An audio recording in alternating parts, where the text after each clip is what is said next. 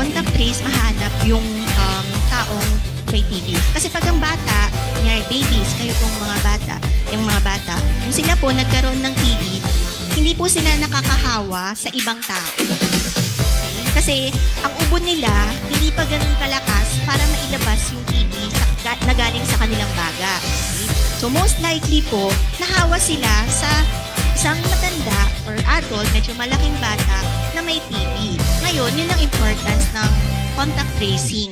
Kailangan alamin natin kung saan nanggaling, kung kanino nanggaling, para hindi na makahawa yung taong may TB. At lahat po sa pamilya,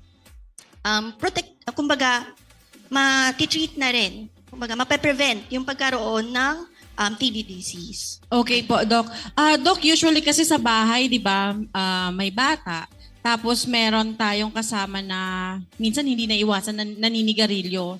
Pero sabihin nila, hindi naman paninigarilyo yung nagkukos ng TB. Ano po ba yung pwede nating mensahe para doon sa mga kasama natin sa bahay na naninigarilyo po? Yan. So ang paninigarilyo, kahit na sabihin mo sa labas naninigarilyo, pwede pa rin siyang kumapit dun sa damit ng naninigarilyo ng tao. At yung mga babies natin, pag nalanghap yung sigarilyo, syempre pwede rin magkaroon ng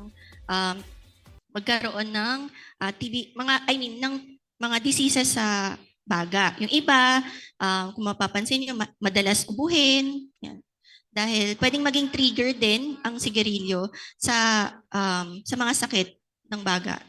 Ngayon, pagdating naman sa TB at yung paninigarilyo, mas mataas ang risk, kumbaga, ng mga taong naninigarilyo at syempre yung mga exposed sa sigarilyo sa pagkaroon din ng TB disease. Okay? Mas mabilis silang mag-progress. Kumbaga, kung nagkaroon na sila ng TB sa katawan, mas madali silang nagkakaroon ng sintomas.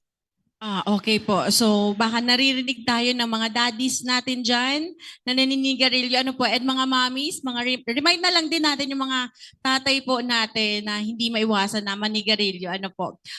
Minsan talaga kasi gusto na nilang iwasan pero mahirap daw. Ayun. Doc, balikan ko lang kanina kasi na-mention nyo po yung sa plema na ipapa-examine po. Yung gene expert testing.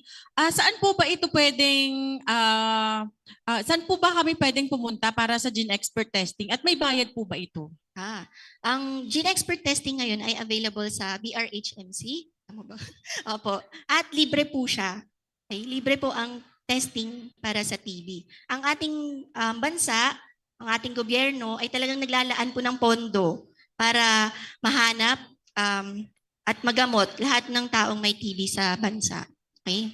Ayan. So, ayan po, yung gene expert testing po ay libre. So, sa lahat po, kapag magko-contact tracing po tayo, wag po tayong matatakot kasi meron po tayong libreng examination po dito sa BRHMC, sa BSL SNRL at meron din po tayo dito mas malapit, Legazpi City Health Office po. So, Doc, baka may mga tanong pa kasi sila. Di ba, minsan kapag may nararamdaman yung mga bata, ay, pa-x-ray natin yan sa plato. Okay lang po ba yun, Doc? Siyempre, ang ma-advise po natin bilang doktor ay magpa-check up po sa doktor. Okay. Opo, sa tunay na x-ray. Pero siyempre, case basis naman po lahat. Okay? So important pa rin na magpa-konsulta kayo sa inyong mga doktor. Okay. Doc, baka kasi may naglalaro din sa mga isip nila. Sabi kasi nila, yung lolo ko may TB. Kaya yung nanay ko po may TB. Kaya ako, posible magkaroon na rin ng TB. So yung TB po ba ay namamana? Hindi po siya namamana, pero natatransmit. Okay? So pwede lang maipasa. Ayan po. So, hindi po namamana ang TB dahil ito po ay isang bakterya na nakakahawa. Okay. Dok, baka may mga katanungan po ang ating mga mothers and mga fathers po na kasama dito natin ngayon. Yes, Ma'am Honey, andito ako sa baba. Tingnan natin kung may mga katanungan ang ating mga mommies. Sino po ba yung may mga tanong tungkol sa TB? Ay, kanina may nakausap ako. May tanong daw sa'yo, Doc. Si Mommy, anong name mo, Mommy? Si Mommy Grace po. So, Mommy Grace, ano yung tanong mo para kay Doc Yani. Kami pong nagpapasusok. Yung anak namin, kung nakakahawa po yung TV sa kanila. Yan. Okay, magandang tanong po yan. So, posible pa rin, kunwari, kayo po yung nagpapasuso, kayo po yung may TB. So, posible pa rin po na mahawa mo yan sa inyong bata. Lalo na, syempre malapit yung contact nyo pag nagpapasuso. Pero yung gamutan sa TB ay safe po. Safe sa mga breastfeeding, sa mga nagpapasuso. At safe din naman sa mga bata. Kaya, kunwari, kayo po, alam nyo may TB na kayo, pacheck nyo na po kaagad si baby para mabigyan din ng TB preventive treatment, lalo na kung wala pa siyang sintomas. Bali, Doc, pag halimbawa si mommy may TB, tapos gaano ba kalaki or kataas ang percentage na si baby magkakaroon din? Or may chance po ba na pwedeng hindi din mahawa si baby since nagbe-breastfeed po si mommy? Para sa mga less than 5 years old kasi, talagang mataas po yung chance na mahawa sila sa TB. Okay? Kahit na breastfed po, yun, may chance pa rin po. Kaya importante po talagang magpatingin at magpa-test. Meron pa po bang tanong? Paano po pala yun, Doc? Pag halimbawa, since may chance na and then mag-positive si mommy pero negative naman si baby, okay pa po ba na magpa-breastfeed? Apo, okay pa naman din pong magpa-breastfeed. Basta nakasuot lang po ng mask si mother. At pag nag-start na po, nagsimula na po yung gamutan ni mommy, 2 weeks, 2 weeks simula doon sa simula ng gamutan, hindi na po siya nakakahawa. Okay? After 2 weeks ng gamutan, hindi na po siya nakakahawa kahit kanino. Siyempre, Doc, medyo intensive, Doc. Di ba yung gamot natin for TB? Medyo mga 4 tablets, ganun po. 3 to 4, depende sa timbang. So, Doc, hindi po ba yun nakakasama sa baby na si mommy nagtitake ng ganun, ng gamot na ganun po sa TB? Okay, hindi po, okay. So, kay mommy, kay baby, safe naman po. Okay? Hindi delikado na umiinom si mother or yung mommy ng gamot para sa TB. Hindi niya yan mapapasa sa breast milk. Okay? So, safe naman po. Safe naman daw. Ayan. So, ano pa po? Yes, ma'am. Ano po, mommy? Ayan, si Mami Marie po, Doc. Alimbawa po ba nga, ma'am, Doc, na yung mother na pregnant pa lang, magkaroon siya ng TB, tapos paano po ba yung makaka-affect sa baby na iinom siya ng gamot na nandun pa yung baby sa tummy niya po? Opo. So, salamat po sa tanong. Actually, safe din po kahit na buntis pa lang po yung umiinom ng gamot. Hindi siya makaka-apekto sa bata. Yun lang, paglabas po ng bata, titingnan din po natin kung siya ba ay nakakuha din ng congenital TB na tinatawag or wala. So, mamonitorin pa rin po yung bata. Pero wala pong epekto yung gamot na iinumin ng buntis na babae dun sa paglaki ng bata habang nasa sinapupunan pa.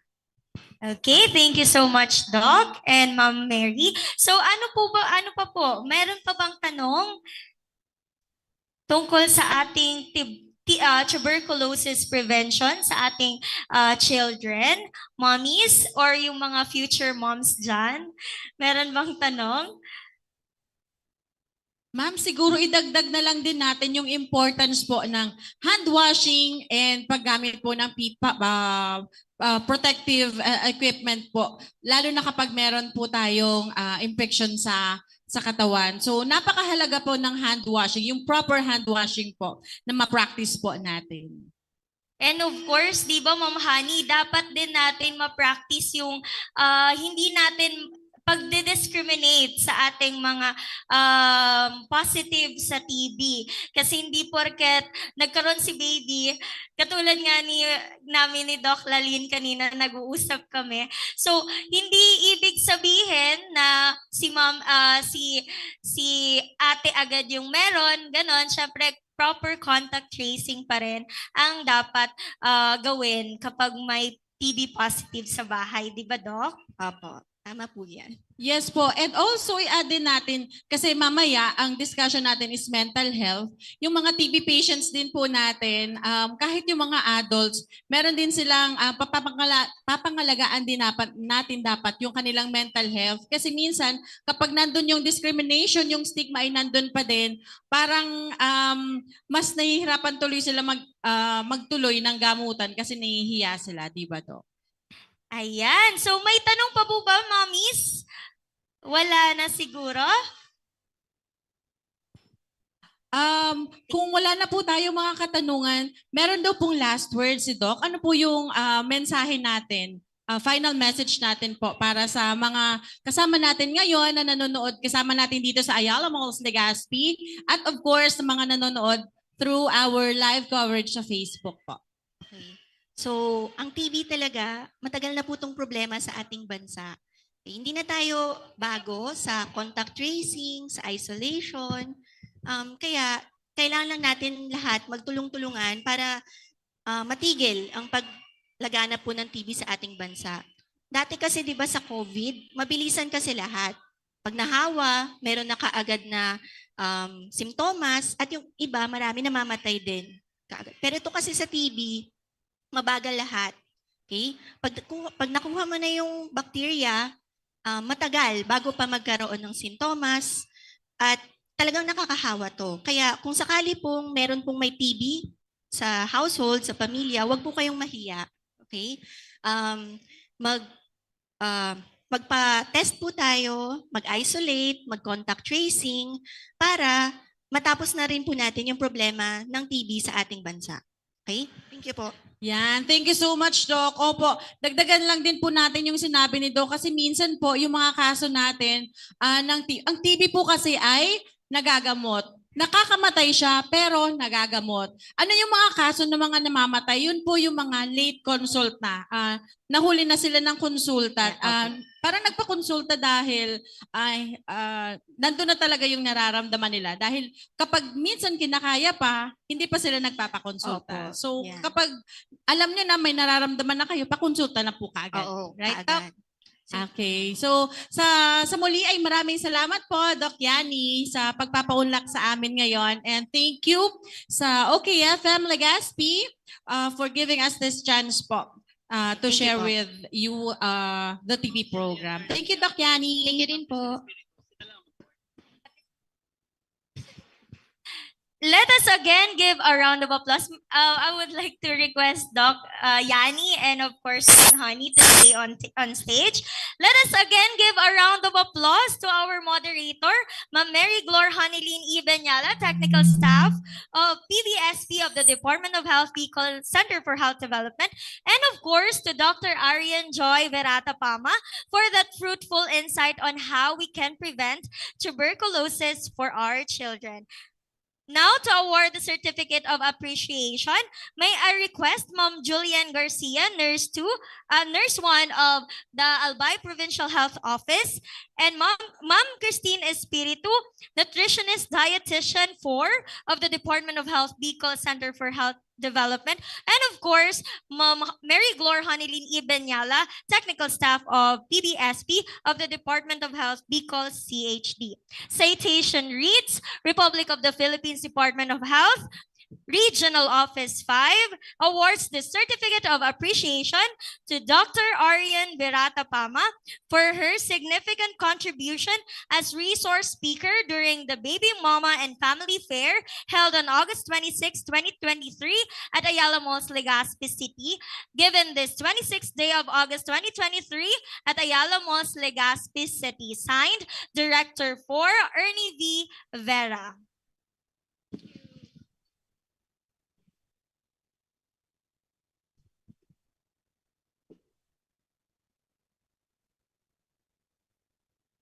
Ayan, thank you so much, Dr. Yani.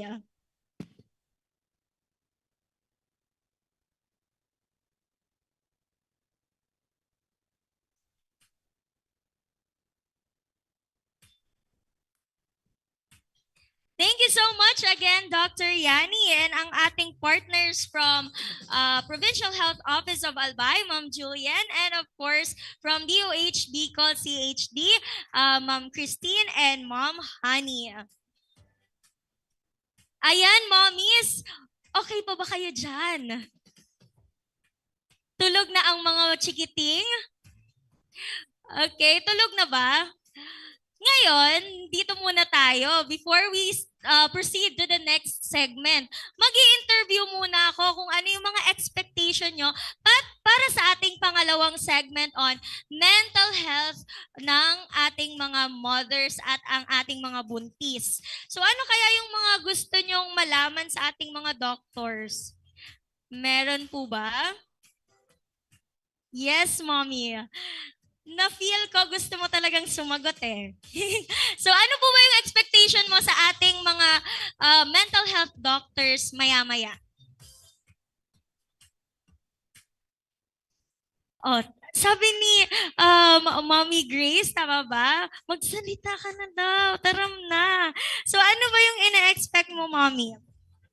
Ano po ba yung gusto mong malaman sa ating mga doctors patungkol sa mental health? Abot ko lang kung may pulo ang dapat puntas mo Okay, sabi ni Mommy, anong sabi ni Ma'am Ronaline, although we will be tackling later mental health. Hello. Baka may tanong si baby boy. Sabi niya kung meron daw kung may sipon or ubo si baby, ano daw yung pwedeng gamot. Of course, sa tingin ko maya-maya isi-segue natin yan sa mental health since our doctors are also medical doctors. Alam nila kung ano yung proper na sagot tungkol dyan sa tanong mo. Ano pa po ba? Yung mga lusog isip natin, 'di ba? Very common yung mental disorders. Yes. Mommy Jane, ano yung pwede mong itanong or expectation mo na masagot ng ating mga doctors a little later? It's more about po sa postpartum. Okay, postpartum daw. Siguro, feeling ko talagang matatakal natin yan maya-maya.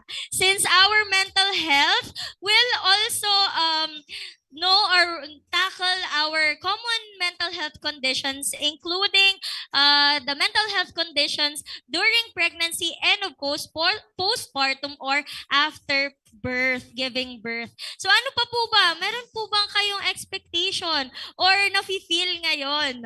Ano po ba yung, may nalaman po ba kayo or may fruitful insight po ba kayo na naintindihan kanina sa unang segment ng ating chikahan? Wala. Hindi, feeling ko nahihiya lang si Mommy. May naintindihan po ba?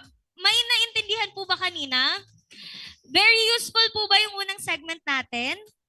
Ayan. Parang nagpapadaig yung group dito eh. Busy? Hindi. Dito very active yung group. Maya-maya alam ko merong mga katanungan yung group natin dito sa kabila. So while waiting, we also have our booth. Andyan yung booth ng Department of Health Region 5 kasama ng mga booth ng ating sponsors na of course in-invite and in-organize ng ating 97.1 OKFM Legazpi. So sa booth natin sa Department of Health Region 5, katuwang natin ang Albay Provincial Health Office at ang Gentleman Bicol Incorporated or sila yung mga advocates natin sa reproductive and sexual health. Maya-maya meron tayong HIV screening and counseling and marami ang Albay Provincial Health Office na mga brochures and supplements na ipapamigay sa ating mommies and of course para sa ating mga babies.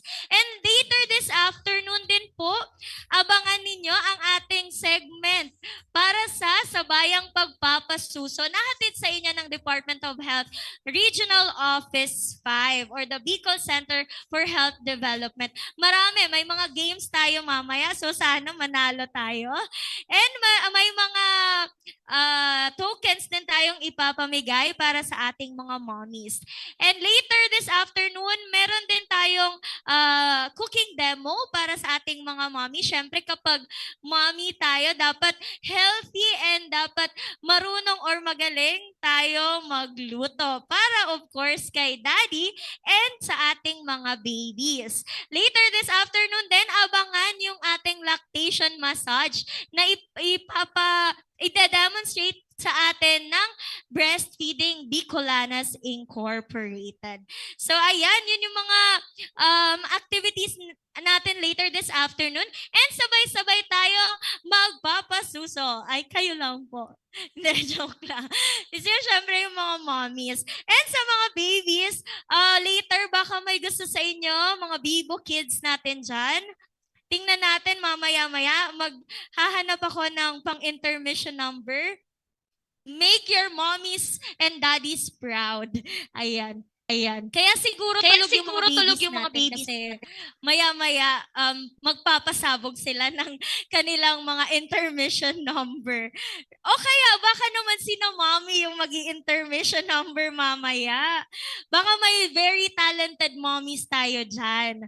So of course, later din sa screen natin habang inaantay natin ang ating live. Opo, live tayo sa ating Facebook page and sa DZGB, I guess. Maya-maya ipi-play namin ang mga 7 priority areas na ina-advocate ng Department of Health. Of course, etong segment natin, very special to kasi first ever chikahan na live tapos sa mall pa. So yung Chikahang Pangkalusugan po, isa itong programa ng Department of Health Regional Office 5 or the Bicol Center for Health Development. Every Tuesday and Wednesday po ito, maririnig nyo. Kung namimiss nyo kami, pwede kayong tumutok sa inyong mga radyo. Kada 10 a.m. to 11 a.m., maririnig nyo ang Chikahang Pangkalusugan sa DZGB. And of course, during Tuesday and during Wednesday, maririnig nyo kami sa Veritas. Ayan, 10 a.m. to 11 a.m. din. Abang-abang kayo, mommies, habang nagluluto, pwede na kayo makinig sa ating Chikahang Pangkalusugan na hatid sa inyo ng Department of Health Regional Office 5. So iba-iba pong mga topics ang tinatakal namin depende sa ating priority health event every month. So ngayon, long month and sa kasalukuyan sa next week pala, abangan ninyo yung episode namin tungkol sa bivalent COVID-19 vaccine. Of course, sa mga mommies natin dyan. And sa lahat na andito ngayon, live na live sa Ayala Malls, Legazpi, we are encouraging you to have your booster dose ng bivalent COVID-19. Habang magpatusok na kayo habang libre pa. Ayan. So, makukuha nyo yung kasalukuyan din na mayroon tayong mga vaccination schedules sa ating mga malls and sa mga pinakamalapit na rural health units and pinakamalapit na ospital. Kung gusto nyo malaman kung ano yung bivalent COVID-19 booster vaccine, pwede po kayong tumutok sa Chikahang Pangkalusugan. Next week po yan kasi yun yung ating episode para marinig niyo. Maririnig niyo yung episode namin 10 a.m. to 11 a.m. sa DZGB and every Tuesday and 10 a.m. to 11 a.m. sa Radyo Veritas. Ayan. So, I guess pwede nating mapakita sa kanila yung ating 7 priority areas or ABP habang inaantay natin yung live streaming natin sa Facebook, sa YouTube channel ng DOH CHD, and of course, sa DZGB and DZGB. Ayan. Maya-maya, pwede din kayo pumunta or mag-visit sa mga booth na meron tayo dyan, especially sa Department of Health Region 5. Ngayon po pala, live na live din po tayo sa OK 97.1 OK FM Legazpi. So yung mga very techie dyan na mommies, pwede nyo nang i-share yung live and i-like yung page ng 97.1 OK FM Legazpi. Ayan, live na live po tayo sa ngayon.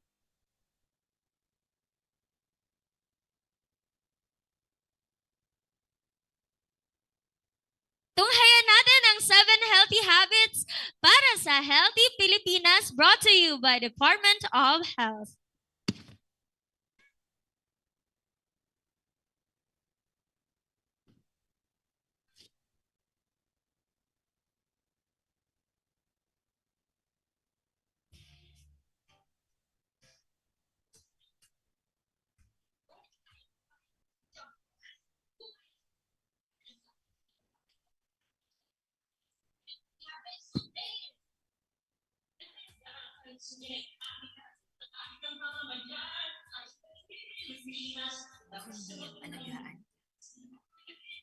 Ang Huggies Dry Newborn ay may runny poo late guard at all-around cottony softness. Kasama Move more, eat right, eat clean.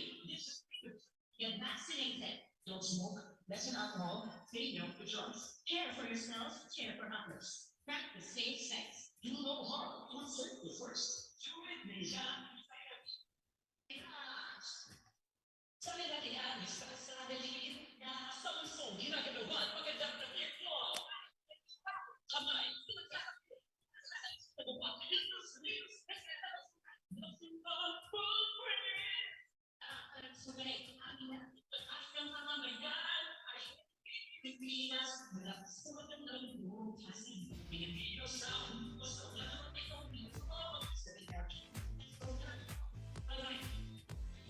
Ayan! We are back sa ating chikahang Pangkalusugan Baby Mama Edition. So handa na bang lahat para sa ating next segment? Handa na ba? Okay, so base sa World Health Organization, 10% of pregnant women and 13% of women who have just given birth experience a mental disorder. Usually daw depression. So dito daw ay mas mataas sa mga developing countries wherein yung 15.6% nun ay habang sila ay buntis at 19.8% nun ay pagkatapos manganak. Sa Bicol region naman, ilang taon na po tayong nagbibigay ng iba't ibang serbisyo at programa patungkol sa pagpapabuti ng ating lusog isip. Kung kaya, napaka-importanteng magkaroon tayo ng sapat na kaalaman tungkol sa ating mental health or lusog isip. Nakakatuwang natin sa pagpapaliwanag ng mga bagay patungkol sa mental health ay ang dalawang eksperto or dalubhasa sa mental health. Ang una natin, let me introduce to you our first resource speaker. She is a graduate of Bachelor of Science in Medical Technology, cum laude sa Ago Medical and Educational Center and is a graduate din po ng Doctor of Medicine sa Our Lady of Fatima University and recently finished her Master's in Hospital Administration sa St. Jude College of Manila. Si Doc din po ay graduate ng Psychiatric Training Residency sa National Center for Mental Health. She is a certified HIV counselor and a DOH accredited physician for the treatment of drug depressants. She is a diplomat at Philippine College of Addiction Medicine and a fellow of Philippine Society of Medical Specialists Incorporated. Ngayon po, she is a medical specialist too and a consultant psychiatrist sa Don Susano J. Rodriguez Memorial Mental Hospital, Cadlan, Pili, Camarines Sur, where she is focused on child and adolescent psychiatry, drug detoxification, forensic psychiatry, acute male and female psychiatry, crisis prevention, among others. Everyone, let us all welcome Dr. Lalin Irene Agazer de los Reyes Marzal.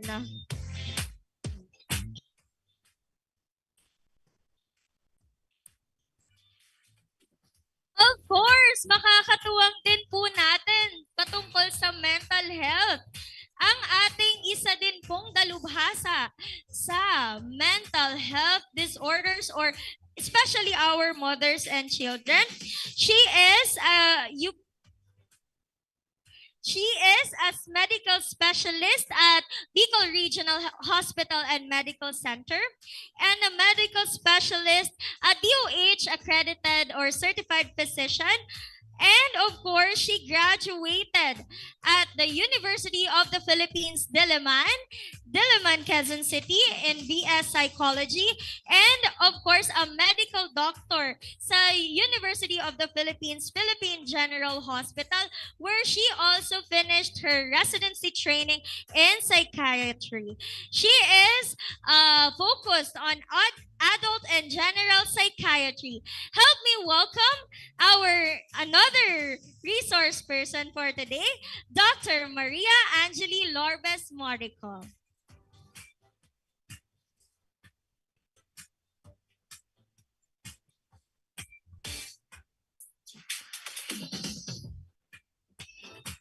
Okay, good morning po, doctors. Okay. Good morning po, doctors. Thank you so much for giving us your precious time to be or to talk about mental health po. So, Dr. Lalin, karaniwan po ba sa mga nanay natin ang pagkakaroon ng mental health disorders sa pagbubuntis at after manganak? Okay, so nabanggit mo actually kanina no na worldwide 10% ng mga mothers ay nagkakaroon ng mental health disorder, no? And usually sa mga developing mas mataas pa siya, ano? So ang pregnancy kagaya po nitong mga naan dito is kadalasan or generally 'di ba po masaya dapat, excited, no? At saka punong-puno ng happiness. Pero hindi lahat. Kadalasan yung iba nagkakaroon ng mga mood swings, no? Minsan na hindi naiintindihan ng mga partners or ng mga husband, no? Ito ba ay normal pa or hindi? So ang tawag natin doon, yung usually mga mild lang, yung mga baby blues na tinatawag. Ano po? Kaya pero hindi natin gagawing excuses 'yon na may baby blues ako. So iintindihin. So karamihan, sabihin natin 4 out of 5 pregnant women will develop itong tinatawag na baby blues, no? Pero usually dapat mag-subside siya after few days, no? Mawala dapat yung mga mood swings na yon. But pag nag-persist yon ng more than 2 weeks, ibang usapan na yon, na. So usually 4 out of 5. Pero isa sa 5 na mga buntis ay nagkakaroon ng mental health disorder. So mamaya, syempre itatakal natin kung ano yung iba-ibang mental health disorder na yon. So ganun siya ka-common. 1 out of 5 women. Bali, Doc, yung baby blues, isa yun sa mga mental health conditions na nararanasan ng ating mga children, ng ating mga nanay. No po. So, bali, sa 2 weeks, Doc, it's normal pa. After manganak. After, yun na po, pwede na siyang ma-consider as mental Possible. health condition. Pwedeng depression, pwedeng anxiety. So aside po, Doc, sa anxiety, depression, and then yung mga baby blues, ano pa po ba yung mga mental health condition na karaniwang nararanasan ng ating mga mommies? Yes, Doc Angeli. Alright. In addition, good morning po sa mga nanay. Kumusta po muna kayo? Okay pa ba? With all the children, dala-dala nyo yung mga anak nyo.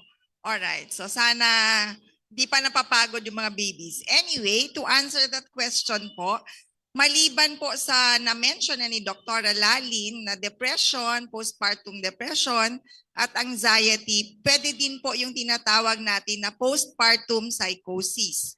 No, isa rin siya sa common na pwedeng maging problema pagkapanganak. Minsan, dahil din sa depression, pwede din po yung mga nanay nagkakaroon ng sinasabi natin na substance abuse. Yung umiinom sila ng alak dahil sa sobrang depression pagkatapos ng panganganak. So, aside po, Doc, dun sa substance abuse, ano-ano pa po ba yung mga signs na ang isang nanay ay nag-undergo siya or nakakaranas siya ng depression, Doc Angeli? So, na-mention na rin ni Dr. Lalin, no? Uulitin ko lang yung ang senyales po pag ang isang nanay ay nagkakaroon ng depression ay nawawalan siya ng gana, nahihirapan, madali siyang mapagod, lagi siyang umiiyak. Minsan yung tinatawag nga ni Dr. Lali na may mood swings, no?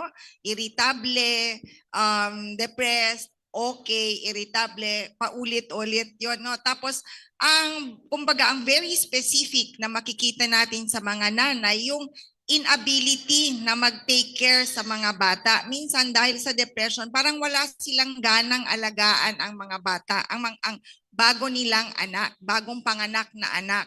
No, parang tinitingnan pa lang nila, parang hindi nila kaya siyang asikasuhin, parang ayaw niyang asikasuhin.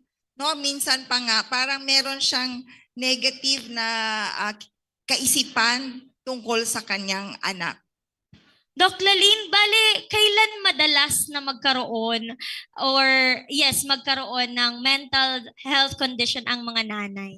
Okay, so usually, 'di ba, ang pag nagpapa-check up no, may first trimester, second trimester, third trimester. Kadalasan, yung second trimester, yun yung tinatawag na honeymoon phase. Excuse me. May honeymoon phase. So, ibig sabihin, ito ay kalagitnaan ng first trimester at ang second trimester. So, kadalasan, ang mga mood swings ay pumapasok sa mga first trimester dahil syempre, nandyan na yung emotional effect na ikaw ay buntis, no? Yung pagpe-preparara mo na ikaw ay totoo na nga ba akong buntis, no? Sapay sinasabayan pa ng physical symptoms like yung pagsusuka, masakit sa ulo, no? Kaya pumapasok yung mga mental health disorder kadalasan on the first trimester. Another is sa second trimester, hindi masyado kasi para naka-adjust ka na. At saka yung baby medyo nakabuo na siya, no? So on the third trimester, dyan ulit siya papasok. Kasi ito na yung magpiprepare ka ng manganganak ka na. No? Nagpiprepare ka na it's either ikaw bilang magiging nanay at saka bilang ilalabas mo yung bata. Paano na kaya? No? So it's mostly on the first and the last trimester, ma'am. Thank you, Doc Lalin. Bale, Doc Angeli, nakaka-apekto po ba yung, sabi mo kanina yung about sa anxiety and depression, nakaka-apekto po ba yun sa mga sanggol or sa baby na dinadala po nila? Alright. Definitely po, syempre kung ang mental status ng mental and emotional status ng isang nagbubuntis na nanay hindi very stable, magkakaroon talaga po ng epekto. Paano po? Una, habang nagbubuntis, kung depressed po ang isang nanay, pwedeng hindi niya asikasuhin ang kanyang sarili. Diba? Pag depressed kasi ang isang tao, ayaw kumain, walang gana sa buhay, ayaw mag-asikaso sa sarili. So posible din po na yung pagpa-prenatal, pagkain ng tama dahil meron siyang baby sa loob, pwede niyang mapabayaan ito. So eventually sa panganganak, pwedeng base sa pag-aaral, ang mga nagiging epekto po sa bata mismo would be pwedeng premature, pinapanganak, pwedeng tinatawag natin na low birth weight kasi nga during pregnancy, yung nutritional status ng nanay is not very optimal. Pwede din po na magka-problema sa bonding. No? Kasi nga, depressed ang isa. Pag depressed, di ba? Parang ayaw mo makiusap, ayaw mo makipag-socialize.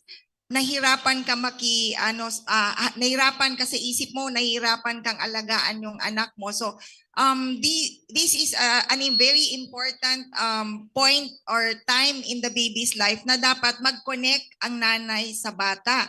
So dapat kung okay siya, stable siya mentally and emotionally, automatic po ang pag-bonding niya sa anak. Pero pag depressed, pwede pong mahirap yon, no? Hindi ka agad nagkakaroon ng attachment with a kid. So base again sa pag-aaral, pwedeng lumaki ang bata na nahihirapan din makipag-socialize sa ibang tao. Pwede din pong magkaroon ng behavioral problems ang mga bata. At pwede din pong magkaroon ng mga intellectual disability po ang mga anak na mga nanay na nagkaroon ng depression during pregnancy at itong depression ay hindi nabigyan ng tamang pangangalaga or hindi ito na-address medically po. Bali Doc, yung mental health condition pala ng nanay ay nakakaapekto din po sa mental health condition ng bata. Definitely po. Pero Doc, meron po bang times na pwede naman or possible po ba na si nanay may mental health condition, hindi siya mag-manifest kay baby? Of course naman po. Hindi naman automatic po na pag meron tayong mental health problem, meron kaagad yung anak natin. Hindi naman po siya automatic. So kung depressed tayo nung pregnant tayo, hindi naman ibig sabihin na yung anak natin depressed din po. Depende din kasi po yan sa circumstances habang lumalaki po siya. Although meron pong probability na mag-manifest siya later, depende again sa environment or sa stressor na kakaharapin ng bata habang siya ay lumalaki. Okay po. Doc Lalyn, ano po ba yung dapat nating gawin upang magkaroon ng maayos na mental health ang mga nanay? Okay, so syempre number 1 yung regular na prenatal check-up. No, kasi minsan late na tayo nagpapa-check up kasi late ang tagal parang pumasok sa isip na buntis pala ako, no? So kadalasan yung unang pagpapa-check ups napaka-importante noon. At syempre yung regularity nito. Kasi syempre physically and yung mga nutritions or vitamins that would be given ng mga OB, no, would be very helpful for a mental health, no? So syempre doon magsisimula na dapat malusog ka muna, no? Susunod is yung kalusugang pangkaisipan.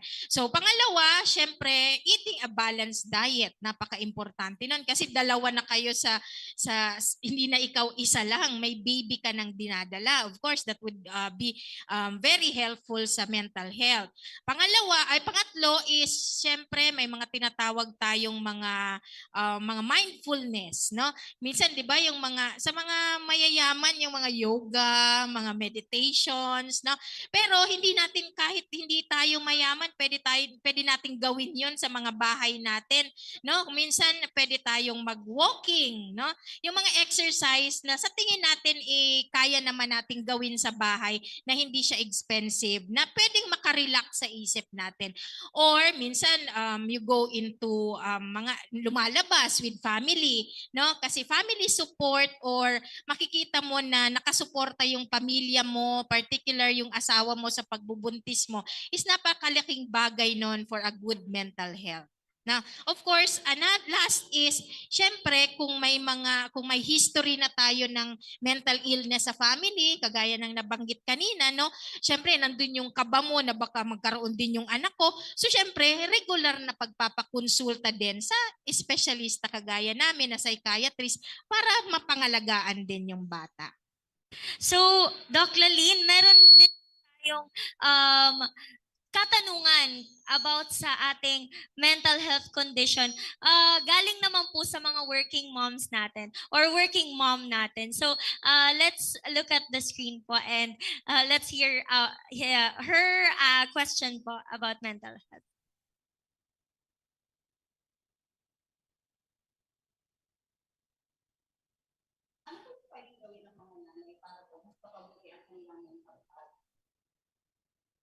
So, Okay, ano daw so yun po, yung- Doc? Yun yung nabanggit natin kanina, kung ikaw ay buntis, syempre, yun yung pinag-uusapan natin ngayon, regular prenatal check-up, a balanced diet, no, mindfulness or mga exercises, and a support from the family. So, Doc Angeli, how about sa mga anak, sa amin ng mga hindi pa mommies, kaming mga anak, ano po ba yung pwede naming magawa para matulungan namin yung nanay or ina namin or even the member of the family na nag-undergo ng or nakakaranas ng mental health condition? Alright, mental health condition during pregnancy or mental health problem in general. Mental health condition muna, Doc, during pregnancy. Alright. Para, So, kaso wala ditong mga, yung mga ladies na ano. yes. So, syempre kung yung mami nyo ay buntis at nakikita nyong nagkakaroon siya ng sintomas, bilang mga anak, ang pinakauna siguro natin na pagbibigay o pagpapakita ng support is to inquire lagi, kumusta po kayo, mami? How are you? So kung meron kayong nakikita na hindi naman siya usually palaging galit or laging nagkukulong or parang walang gana, then you can always ask. Kasi sa isang nagbubuntis na nanay, very important yung may nagtatanong sa kanya kung kumusta. Kasi pag depressed ka, parang lalo kang nagsiself-pity eh. Parang ayaw mo na nga makipag-usap, nag-isolate ka. So if a member of the family would try to reach out to you, yung kinukumusta ka, parang masarap ang pakiramdam na may nagtatanong kung kumusta ka. Second, siguro, ang pwede pang gawin ng isang anak sa kanyang nanay na buntis na may mental health concern like depression or anxiety is to sabihan yung nanay na okay lang yan na pakiramdam nyo. Nandito po kami. Pakikinggan ko kayo. So instead na instead of showing irritability, imbes na maging mairita tayo dahil ang nanay natin ay madaling magalit or parang mahirap intindihin, mas maganda po na tayo ang mag-intindi at sabihin natin na naiintindihan po namin na ikaw, ang nararamdaman mo na pabago-bago, isang bagay na hindi mo naman po gusto. It's just na hindi nyo rin makontrol na ganun ang pakiramdam. And third siguro is to ask, mami or nanay or mama, ano po ang pwede kong itulong sa inyo? No? Gusto nyo, ako na lang muna maghugas. Gusto nyo, magpahinga muna po kayo. Ako na bahala sa pagkain. Ako na lang muna po bahala dito sa mga kapatid ko para makapagpahinga kayo. Another thing is also to ask yung nanay mo, mama, gusto mo ba na magkita-kita ko yun ng mga friends mo? Or tara, labas muna po tayo. So there are many and different ways na pwede natin mapakita ang suporta sa ating nanay. But the most important is one, to listen, no? Na wag natin i-condemn na bakit bang init ng ulo mo. Pakinggan, kasi hindi naman niya kontrolado ang kanyang nararamdaman. Second is to provide help, no?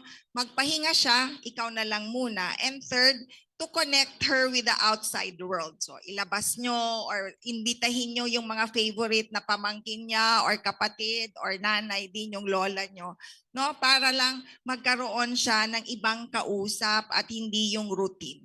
At pwede pang maraming iba po. Okay po. Ang one kumusta would go a long way talaga, doctors, no? So, para mas ma-emphasize po natin, siguro may tanong din po tayo tungkol sa anxiety and depression para mas lalo nating i-emphasize. Let us hear another question from our working moms na sila yung bida ngayon sa ating Mother's celebration.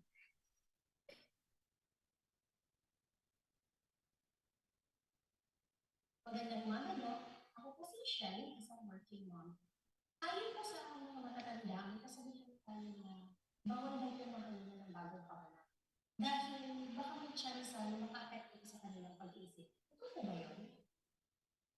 So sabi nga po ni Ma'am Mitch, bawal daw pong mahanginan ang bagong panganak. Yes, sige, si Doc Angeline lang pa. Sige, bago ko sagutin, tanungin ko yung mga nanay po. Sino po ang naniniwala dito sa kasabihan na to? Raise your hand po. Alright, isa. Siya lang po. Lone Ranger si ma'am. Sino po ang hindi naniniwala sa tanong na to? Sino po ang hindi naniniwala na ang mahanginan May iilan ay daw. magkakaroon ng problema sa pag-iisip? Raise your hand, brave Ay, souls. May iilan, Doc. Yung iba siguro hindi pa, Okay. makapag-decide. Opo. Isa talaga to na paniniwala, no? Pero sa totoo, wala pong basehan ang paniniwalang ito. Kasi physiologically, paano naman po yung hangin makakapasok sa ulo natin at magkakaroon ng pagbabago sa ating ugali at emosyon? Ang ating emosyon at ugali nagbabago dahil lang sa neurohormone or chemical sa ating utak. Hindi po dahil sa hangin. Alright? So, hindi po yon totoo. Same din po ba ito, Doc, doon sa kapag natulog, nabasa ang buhok? Ayun, nakaka-apekto din daw po yun sa mental health natin. Yun din ang lagi ko pong sagot. Kung totoo po yan, di lahat kaming doktor, medyo may problema na. Ano po, kasi during our medical training, during our residency, minsan po 36 hours, minsan 72 hours na wala kaming tulog. Pero syempre, kailangan namin maligo kasi may klase ulit kami. Pero so far, okay pa naman kami ni Dr. Lalin, di ba? Yun. Kami ang best proof na hindi yan totoo po. Opo, Doc, kumbinsido naman sila. Kitang-kita sa ating mga mommies today. So, Doc, Lalin, paano po ba, let's talk about postpartum depression naman. Since tapos na tayo sa iba-ibang mental health conditions, anxiety, depression. So, karaniwan or very common nowadays, even sa mga bata, yung tinatawag na postpartum depression. Since marami na din yung mga nag-undergo sa atin ng teenage pregnancy, nakaka-experience ng teenage pregnancy. So, ano-ano po ba or paano po ba naaapektuhan ng postpartum depression ang relasyon ng pamilya or sa loob ng pamilya? Okay. So, sabi nga kanina, no, isa sa mga simptomas ng depression is irritability. So, when you are irritable, di ba? So, lahat ng bagay, lalambingin ka ng asawa mo, irritable ka na. So, yung magiging role mo bilang asawa, nababawasan na doon. So, hindi mo nagagampanan yung pagiging asawa mo at pagiging nanay mo pag ikaw ay may depression. Ano?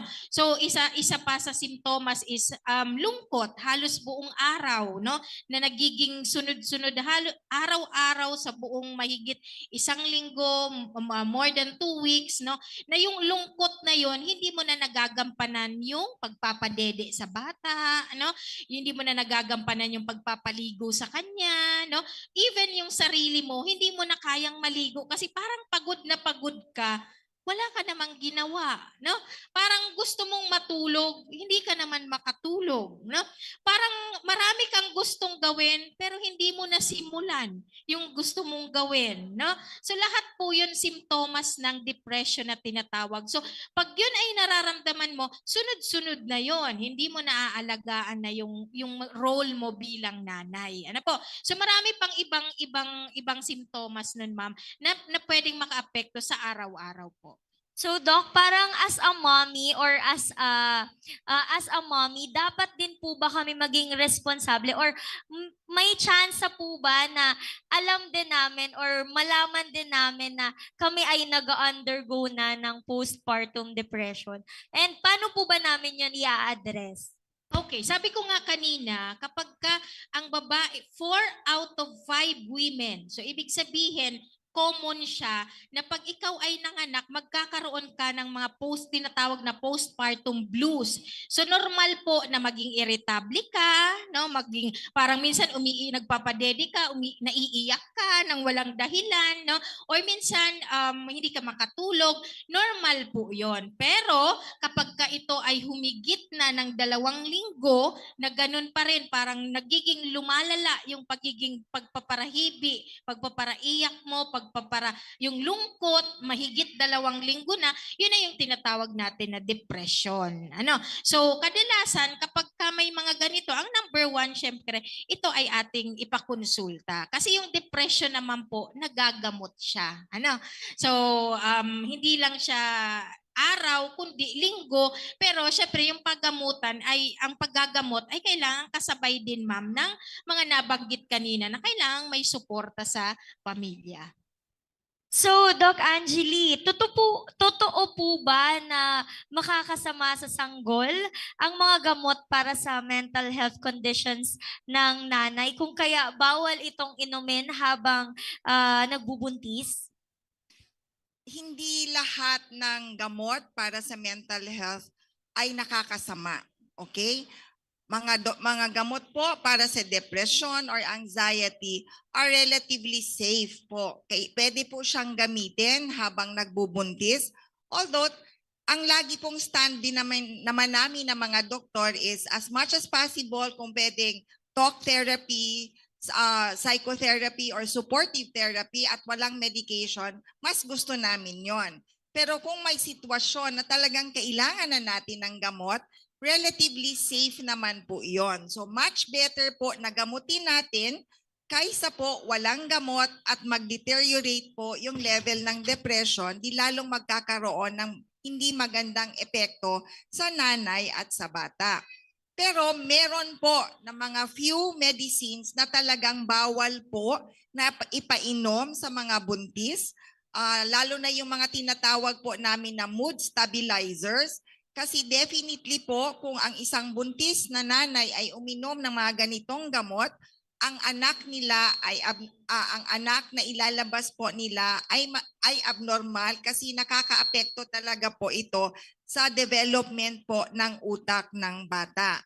So generally po kaming mga doktor, pag ang aming pasyente ay buntis or nasa edad na posibleng magbuntis, definitely po hindi na namin to inuumpisahan na gamot na to kasi baka habang umiinom sa kanabuntis, mahirap po iyon, hindi natin matatanggal kaagad yung epekto lalo na sa growing embryo na bata po. Kung kaya very important talaga doctors na magpakonsulta agad sa mga licensed physicians natin patungkol sa mental health. Ngayon, Doc Angeli, bale totoo po ba na ang mga nakakaranas ng mental health issues daw po ay hindi nagagaling? Alright. Parang gusto kong sabihin, okay naman ako, di ba? Although, lahat naman tayo minsan sa isang punto ng buhay natin, nagdadaan tayo ng mga mental or emotional upheavals or problema, pero hindi naman automatic na disorder yon. Okay. Pero para doon sa mga tao na talagang kinakailangan gamutin, kung pwede lang sana ako magsabi ng mga pangalan, no, para ma-prove ko lang po sa inyong ang mga simptomas ay nagagamot at ang isang tao na may depression or anxiety, pag nabigyan ng tamang paggagamot ay nakakabalik sa kanilang previous level na buhay. Pwede silang makatrabaho, optimal functioning po. Kung ano yung dati nilang nagagawa, na ibabalik po iyon. Bale, Doc Lalina, ang sabi nila, kailangan daw ng pangalagaan ng mental health o lusog isip kapag ikaw ay nakakaranas ng isang mental health condition or meron kang mental health condition. Bale, kapag wala po ba, hindi na ito kailangan? Okay, so ang pag-aalaga ng ating lusog isip ay para sa lahat. So, hindi siya para sa isang nanay lang, hindi siya para sa isang tatay, bagkus para sa lahat yon. So, ang ibig sabihin, kahit ikaw ay walang sakit sa pag-iisip, no, kailangan mo pa ring alagaan para ma-maintain mo, no, yung tamang lusog isip na meron ikaw, no. So, usually yung mga may mental health disorders na, no, kailangang pag nakagamot sila, mini-maintain din natin sila, ma'am, para tuloy-tuloy na maging okay yung kanilang pag-iisip. So, kapag nakakaranas po ba ng mental health conditions, gaya nga po nung sinabi mo, Doc Angeli kanina, totoo po ba na hindi na pwedeng makapagtrabaho? Of course, pwede. Parang gusto ko ulit sabihin, eto nandito ako ngayon. Hindi, joke lang po. Pero totoo naman po, no? Kaya nga natin binibigyan ng gamot. Lahat kaming doktor, kahit sa mental health, kahit sa hypertension or whatever, ang goal po namin bilang doktor, kaya namin kayo ginagamot ay para makabalik kayo sa level na kayo ay 100% functional. So tulad din po ng ibang sakit, yun din po ang goal namin, no, sa mental, sa lusog isip natin po, na maibalik na maging malusog ang ating isip, kaya namin kayo ginagamot. So definitely po makakabalik ulit sa trabaho majority of times. Although meron talaga pong iba na mga sakit na kahit ginagamot, meron na tinatawag tayong regression.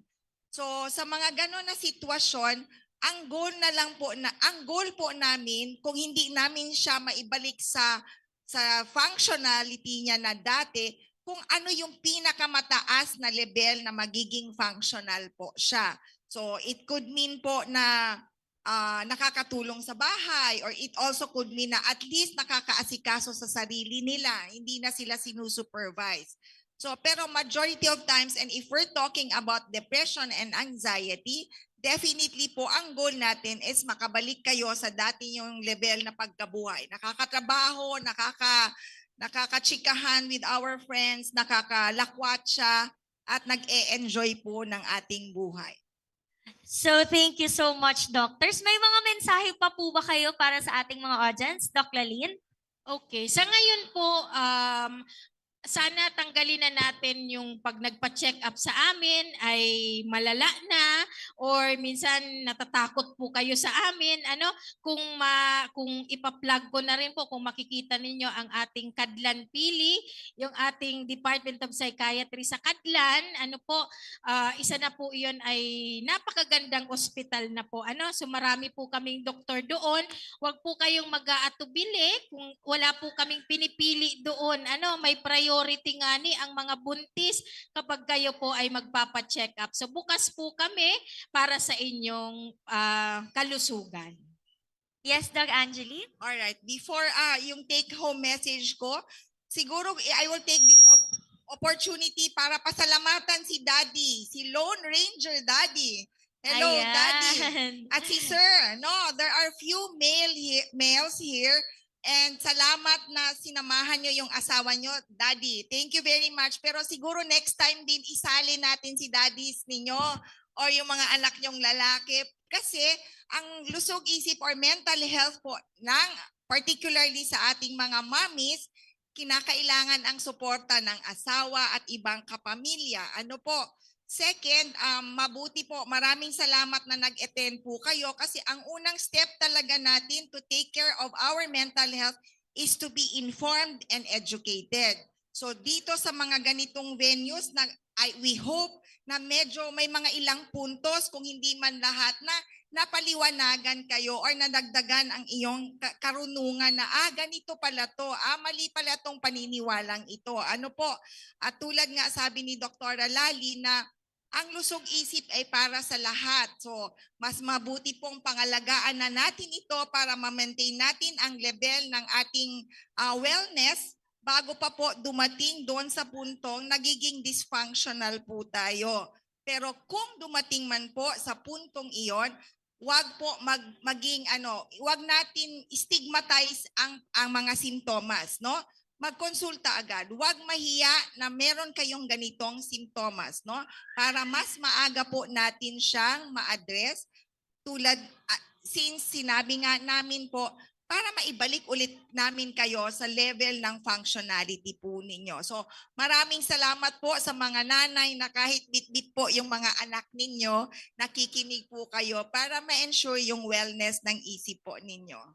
Thank you so much, doctors. Ngayon, mag-i-interact ako sa ating mga audience kasi baka naman may mga katanungan ang ating mga mommies and of course, ang daddies na meron or kasama natin ngayon. Meron po bang tanong tungkol sa mental health? Yes, mommy. Anong name? Si Mommy Sarah Jane po. Hello, Doc. Tanong ko lang po kasi po, nag-take po ako sa anxiety, depression po. Nag-take po ako. Tig-stop ko na kaya siya, Doc, kasi kung lifetime po ba yung pag-take ng gamot pag ina-atake ka po ng anxiety? Okay, so kagaya ng nabanggit kanina, ma'am, kadalasan talaga sabi ko ang tinanong ako ni Ma'am kanina sino yung mga most common na pwede magkaroon ng mental health disorder during pregnancy. And one are those who have taken or may mga previous anxiety and depression na. So ang kadalasan pag kung tayo ay meron ng anxiety and depression, hindi pa tayo nagbubuntis, pag tayo ay nagbuntis, kadalasan itinitigil, no? And usually kapag tinigil mo during the pregnancy, as I've mentioned also kanina, maraming hormonal imbalances, di ba? May hormonal changes pag tayo ay buntis. So kadalasan natitrigger ulit yon. So minsan lumalabas yung mga simptomas ulit, lalo tayo ay buntis kasi an added factor yon, di ba? So kadalasan po pag tayo ay nagpa-check up, may mga gamot po tayo kagaya ng nabanggit kanina na safe po sa buntis at safe siya sa baby.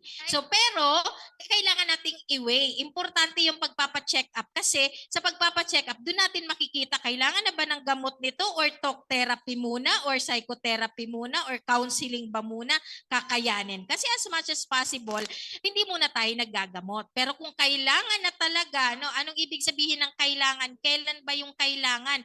Kapag yung anxiety mo, yung nervous mo, umaabot na sa nasasaktan mo yung baby mo, yung tiyan mo, hindi ka na nangangatulog, no? Irritable ka na palagi, no? So that's the time na tingin ko kailangan na natin magbigay ng medication. So may mga gamot po tayo na anti-anxiety and antidepressant na safe po sa pagbubuntis. Kahit po, Doc, sa breastfeeding? Yes.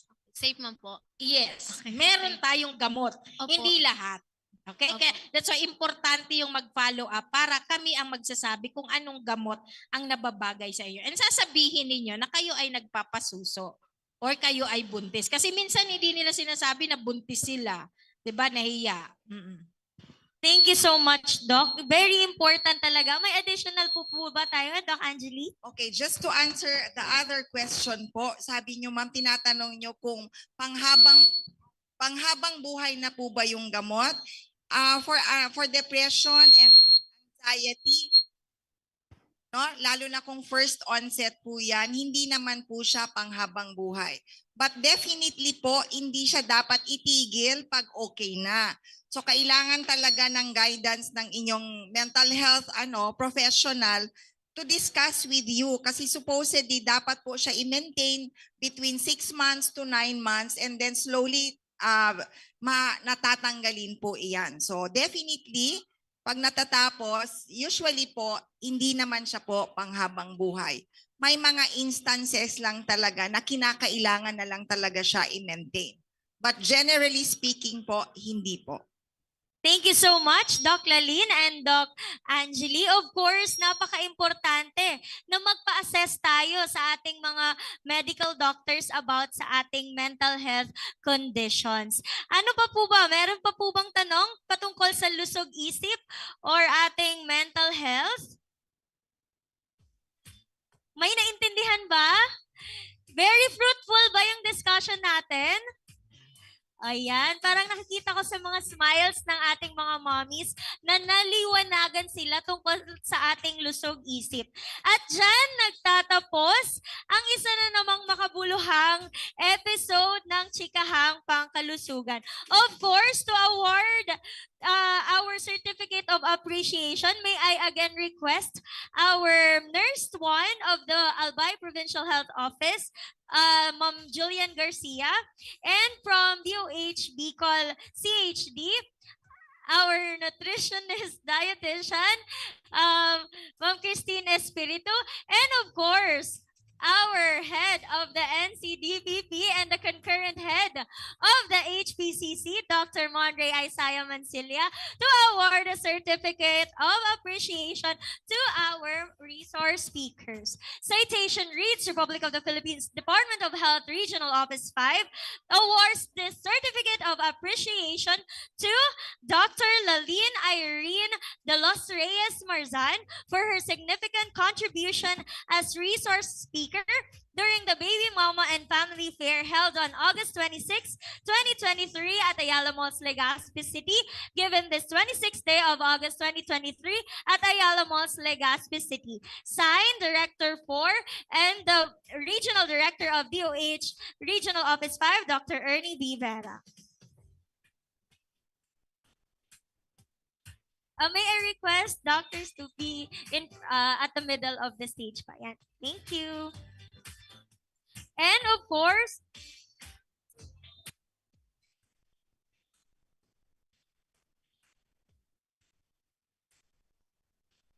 same certificate is also awarded to Dr. Maria Angeli Lorbez Morico.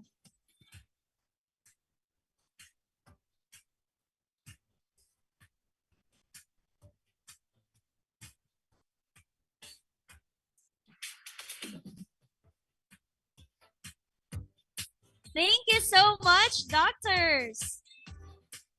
At dyan, nagtatapos ang isa na namang makabuluhang edisyon ng Chikahang Pangkalusugan. Hatid sa inyo ng Department of Health Bicol, Center for Health Development. At ako po si Janine Conde, nagsasabing, health ni nanay ay ingatan para si baby ay maalagaan. Thank you so much. Sana nag-enjoy kayo sa ating chikahan. Abangan ang ating programa para sa sarabay na pagpapasuso mamayang hapon dito pa rin sa Baby Mama and Family Fair 2023. Happy lunchtime, everyone!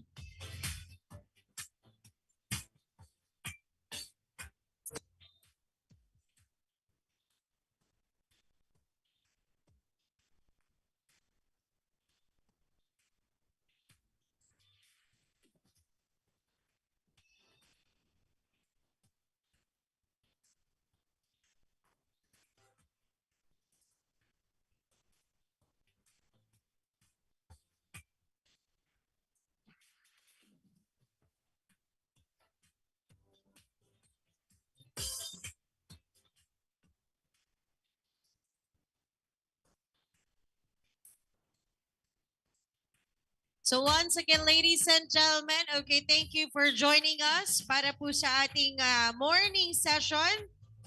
That was our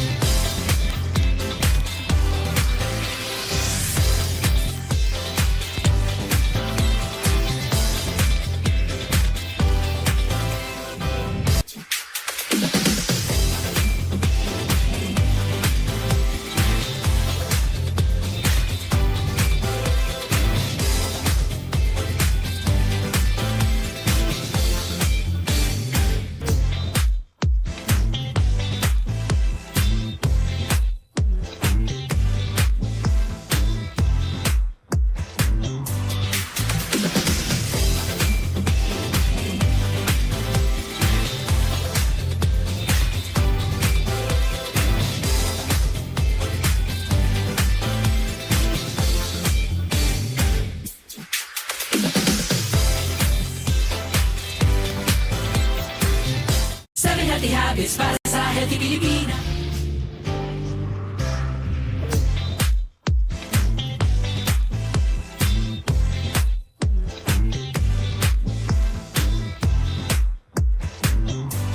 Healthy Habits para sa healthy Pilipinas. Galaw-galaw baka ma-stroke like bike, jog, jump, rope. I'm so kumain ng sapat, dapat balance diet. Pinggang Pinoy, malami, there you have it. Isa sa 7 healthy habits, sundin.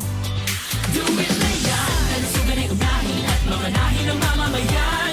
Ay healthy Pilipinas, malakas sa magandang bukas. Ang bawat Pilipino sa mundo, sa ulado ang pitong ito. Sa healthy habits go na go. Move more, eat right. Be clean, live sustainably. Get vaccinated. Don't smoke, lessen alcohol, say no to drugs. Care for yourself, care for others. Practice safe sex. Do no harm, put safety first.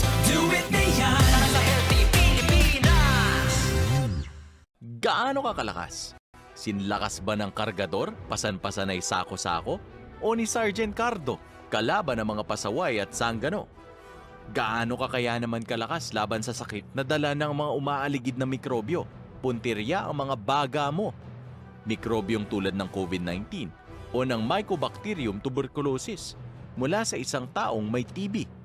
Kapag nalanghap mo ang hanging may TB bakterya, susubukan nito ang iyong lakas. Sa umpisa ay lalabanan ng iyong resistensya ang TB bakterya. Matutulog muna ang mga ito sa iyong baga. Nag-aabang, naghihintay hanggang dumating ang oras na humina ang iyong resistensya. Magigising na sila at maghahasik ng sakit. Ikaw ay uubuhin o lalagnatin ng di maipaliwanag o mangangayayat ng di naman nagpapapayat o sa gabi na may pinagpapawisan. Kung tuloy-tuloy ang isa sa mga sintomas na ito at umabot na ng 2 linggo, magpa-check up agad dahil baka umaatake na ang dating natutulog na mga mikrobyo. May TB naman na walang ganitong mga sintomas at umaatake sa ibang bahagi tulad ng iyong leeg, buto, tiyan o utak. Ang TB ay nagagamot. Mas maagang malaman kung TB nga ang kalaban, mas maayos ang magiging gamutan at mas madali ang pagbalik ng lakas ng katawan. Para TB-free, pa-check up agad. Yan ang daan sa bago mong lakas. Alam mo na ba?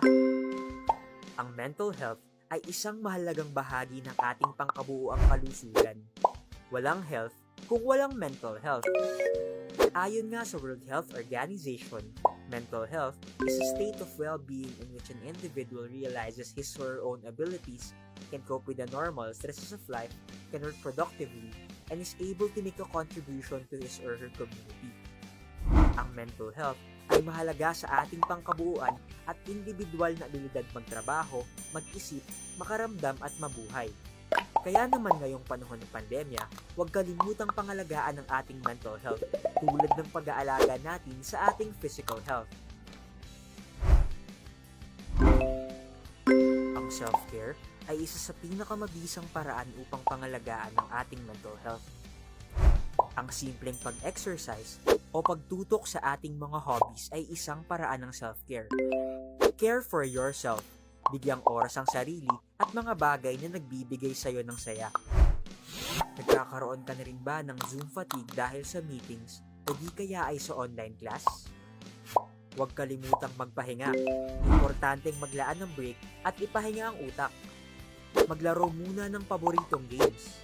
Malaking tulong ang breathing exercises sa pagpapakalma at para maibsan ang ating pakiramdam. Matuto ring mag-set ng boundaries para sa iyong work-life balance. Matutong irespeto ang work boundaries ng iyong mga katrabaho.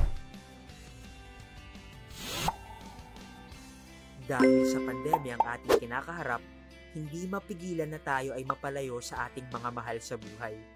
Ngunit hindi dapat maging hadlang ang distansya upang tayo ay mag-hashtag care for others. Nakumusta mo na ba sina lolo at lola this week? How about sina mama at papa?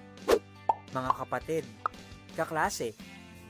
Kung hindi pa, ang isang simpleng kumusta sa pamamagitan ng video or voice calls o text messages ay tiyak na makatutulong sa kanilang mental well-being. Care for others, ang isang malakas na support system ay nakakatulong rin sa pagpapabuti ng ating mental health. Kung ikaw o sino man sa iyong kakilala ang nangangailangan na makipag-usap sa isang mental health professional, tumawag lamang sa mga numerong ito mula sa National Center for Mental Health. Ito ay libre lamang at kahit sino ay pwedeng tumawag. Ngayong panahon ng pandemya, hindi biro ang pinagdadaanan mo, kaya naman make sure to care for yourself and care for others para sa isang healthy Pilipinas.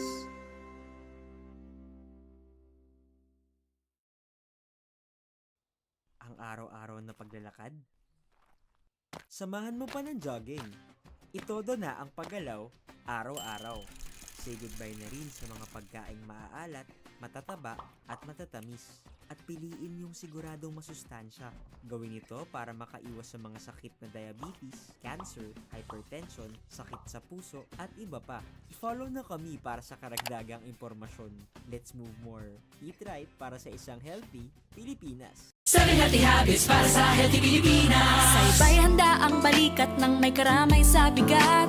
Sila'y iniingatan, ngunit sarili huwag kalimutan. Mahalaga ka.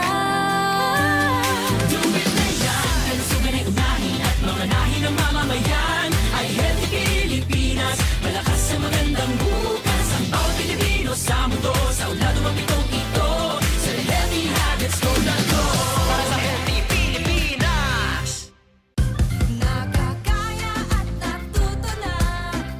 Nakakaisa kaya di na matutumba.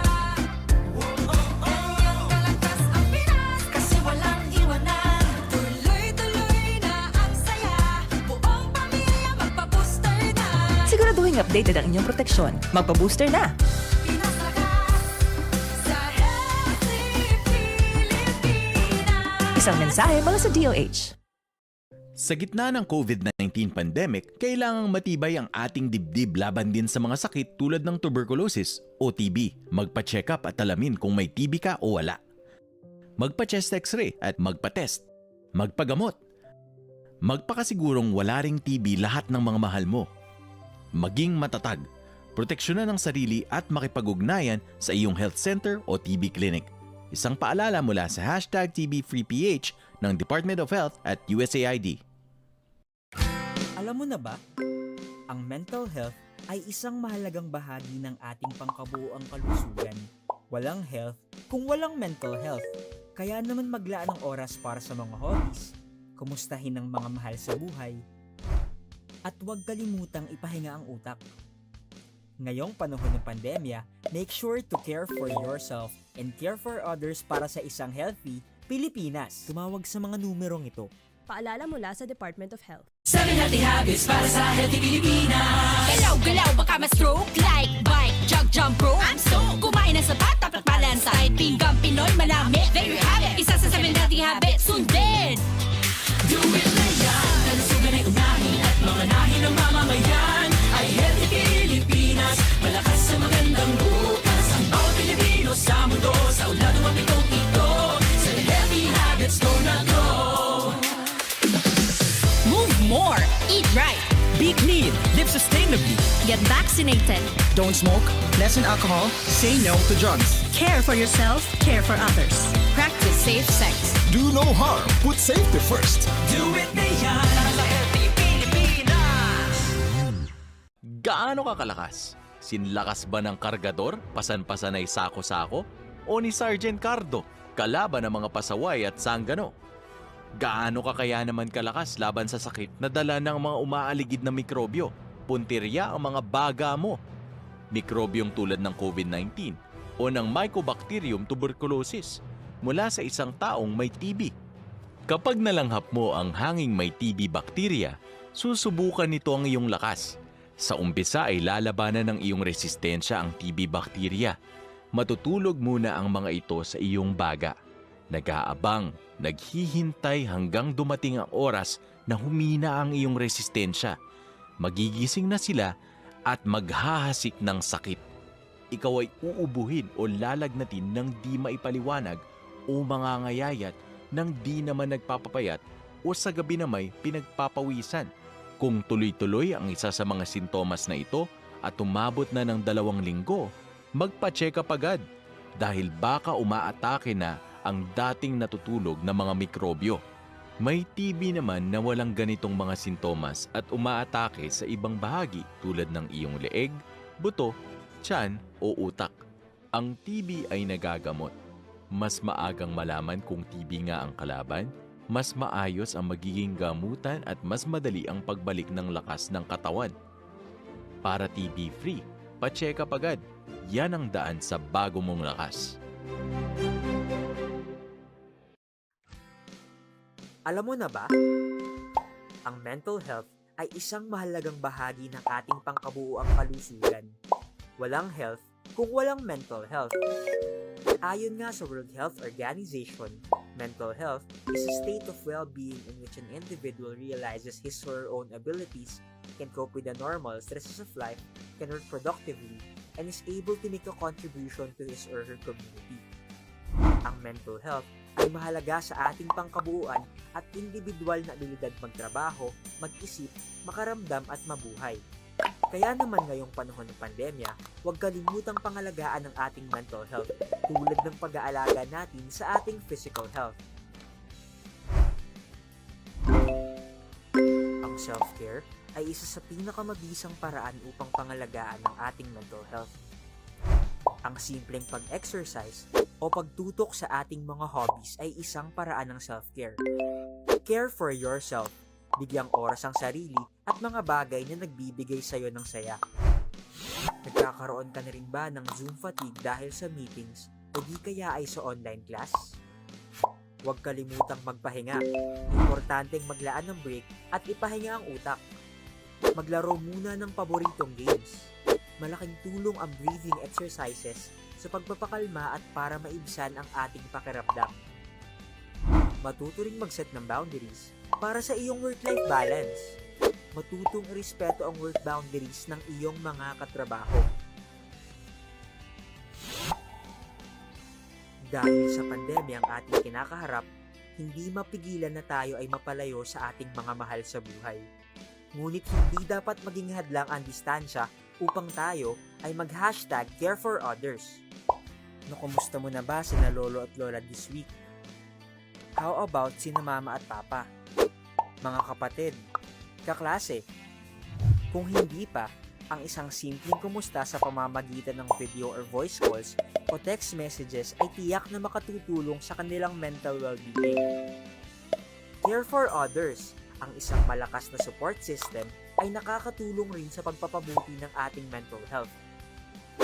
Kung ikaw o sino man sa iyong kakilala ang nangangailangan na makipag-usap sa isang mental health professional, tumawag lamang sa mga numerong ito mula sa National Center for Mental Health. Ito ay libre lamang at kahit sino ay pwedeng tumawag. Ngayong panahon ng pandemya, hindi biro ang pinagdadaanan mo. Kaya naman make sure to care for yourself and care for others para sa isang healthy Pilipinas.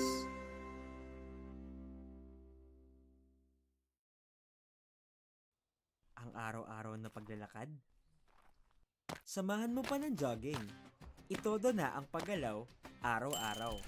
Say goodbye na rin sa mga pagkaing maaalat, matataba at matatamis. At piliin yung siguradong masustansya. Gawin ito para makaiwas sa mga sakit na diabetes, cancer, hypertension, sakit sa puso, at iba pa. I-follow na kami para sa karagdagang impormasyon. Let's move more. Eat right para sa isang healthy Pilipinas. 7 healthy habits para sa healthy Pilipinas. Sabay handa ang balikat ng may karamay sa bigat. Sila'y iniingatan, ngunit sarili huwag kalimutan. Mahalaga ka. Manahin ng mamamayan ay healthy Pilipinas. Malakas sa magandang bukas ang bawat Pilipino sa mundo. Sa ulado mapitong ito, sa healthy habits ko na to. Para sa healthy Pilipinas.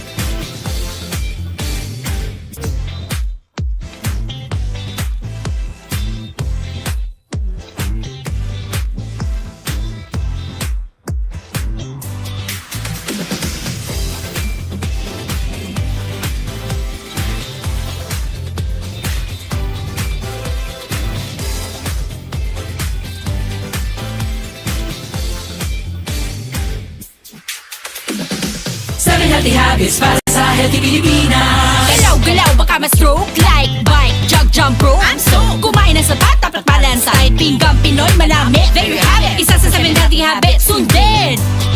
Do it na yan, kalusugan ay unahin at mga nahin ng mamamayan ay healthy Pilipinas, malakas sa magandang bukas. Ang bawat Pilipino sa mundo, sa ulado ang pitong ito, sa healthy habits go na go. Move more, eat right, Be clean, live sustainably. get vaccinated. Don't smoke, lessen alcohol, say no to drugs. Care for yourself, care for others. Practice safe sex. Do no harm. Put safety first. Do it na yan, para sa healthy Pilipinas.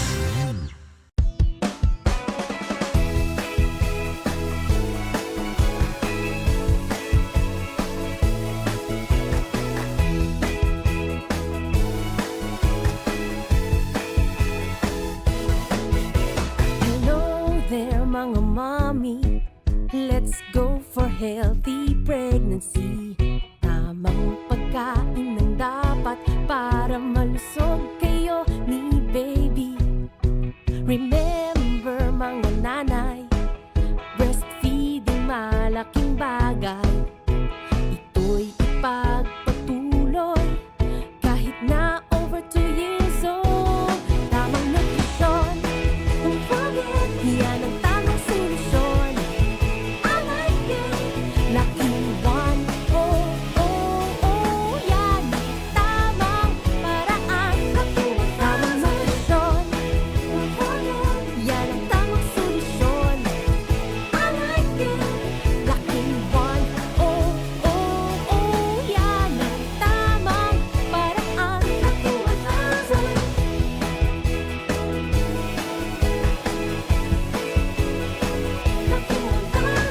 Ang iyong little girl or boy, sustansya'y dapat puno. Susi sa tamang paglaki, go grow glow food na handa mo. First 1,000 days importante, healthy eating para kampante. Paghandaan nutrition ni baby, makinig sa sinasabi. Tamang nutrisyon, yan ang tamang solusyon.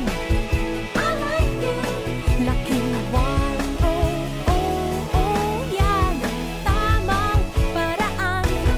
Tamang nutrisyon, yan ang tamang solusyon.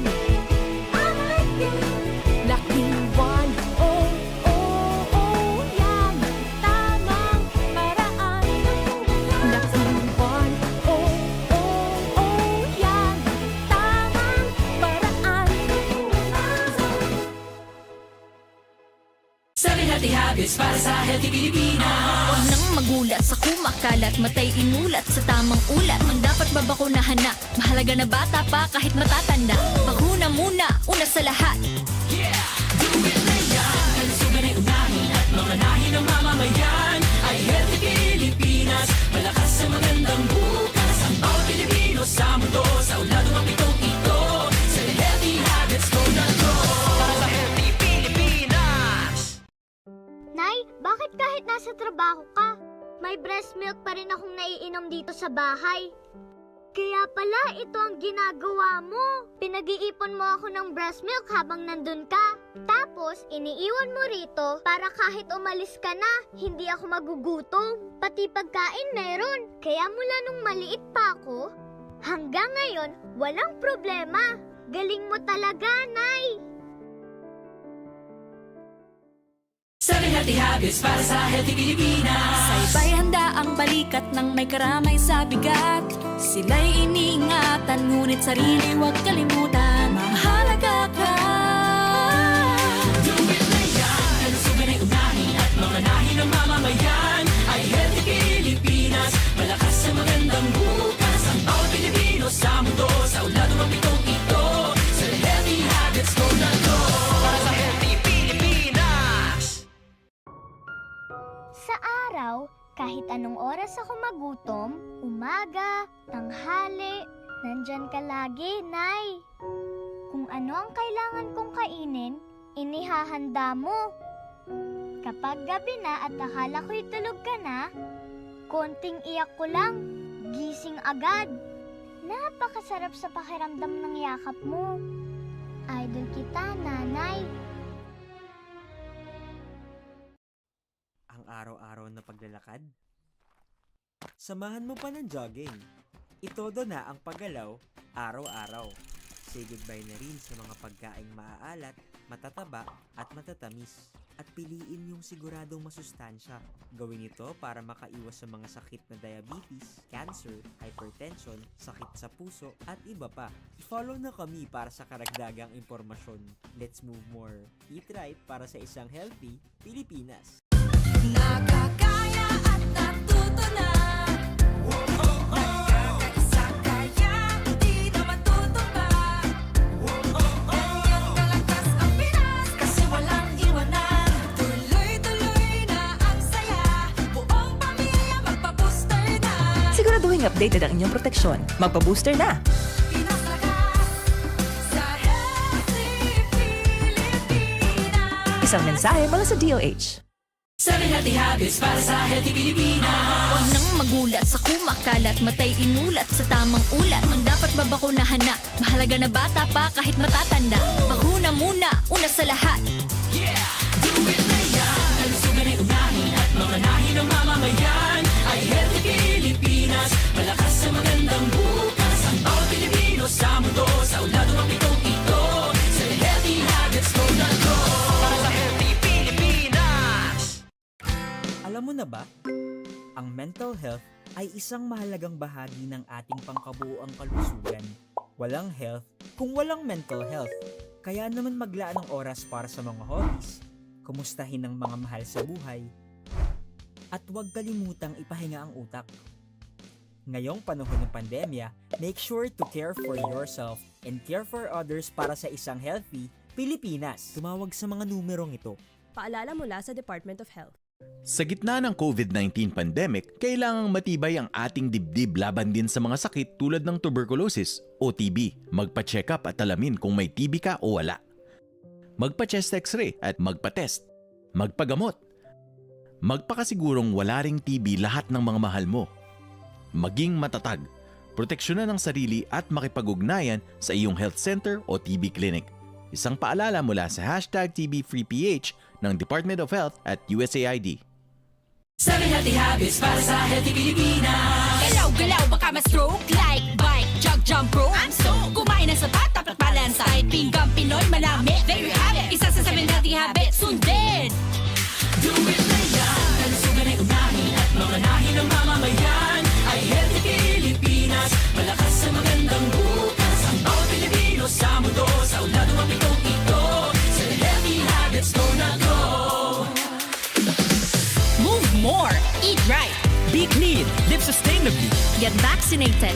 Don't smoke, lessen alcohol, say no to drugs. Care for yourself, care for others. Practice safe sex. Do no harm. Put safety first. Do it na yan. Para sa healthy Pilipinas.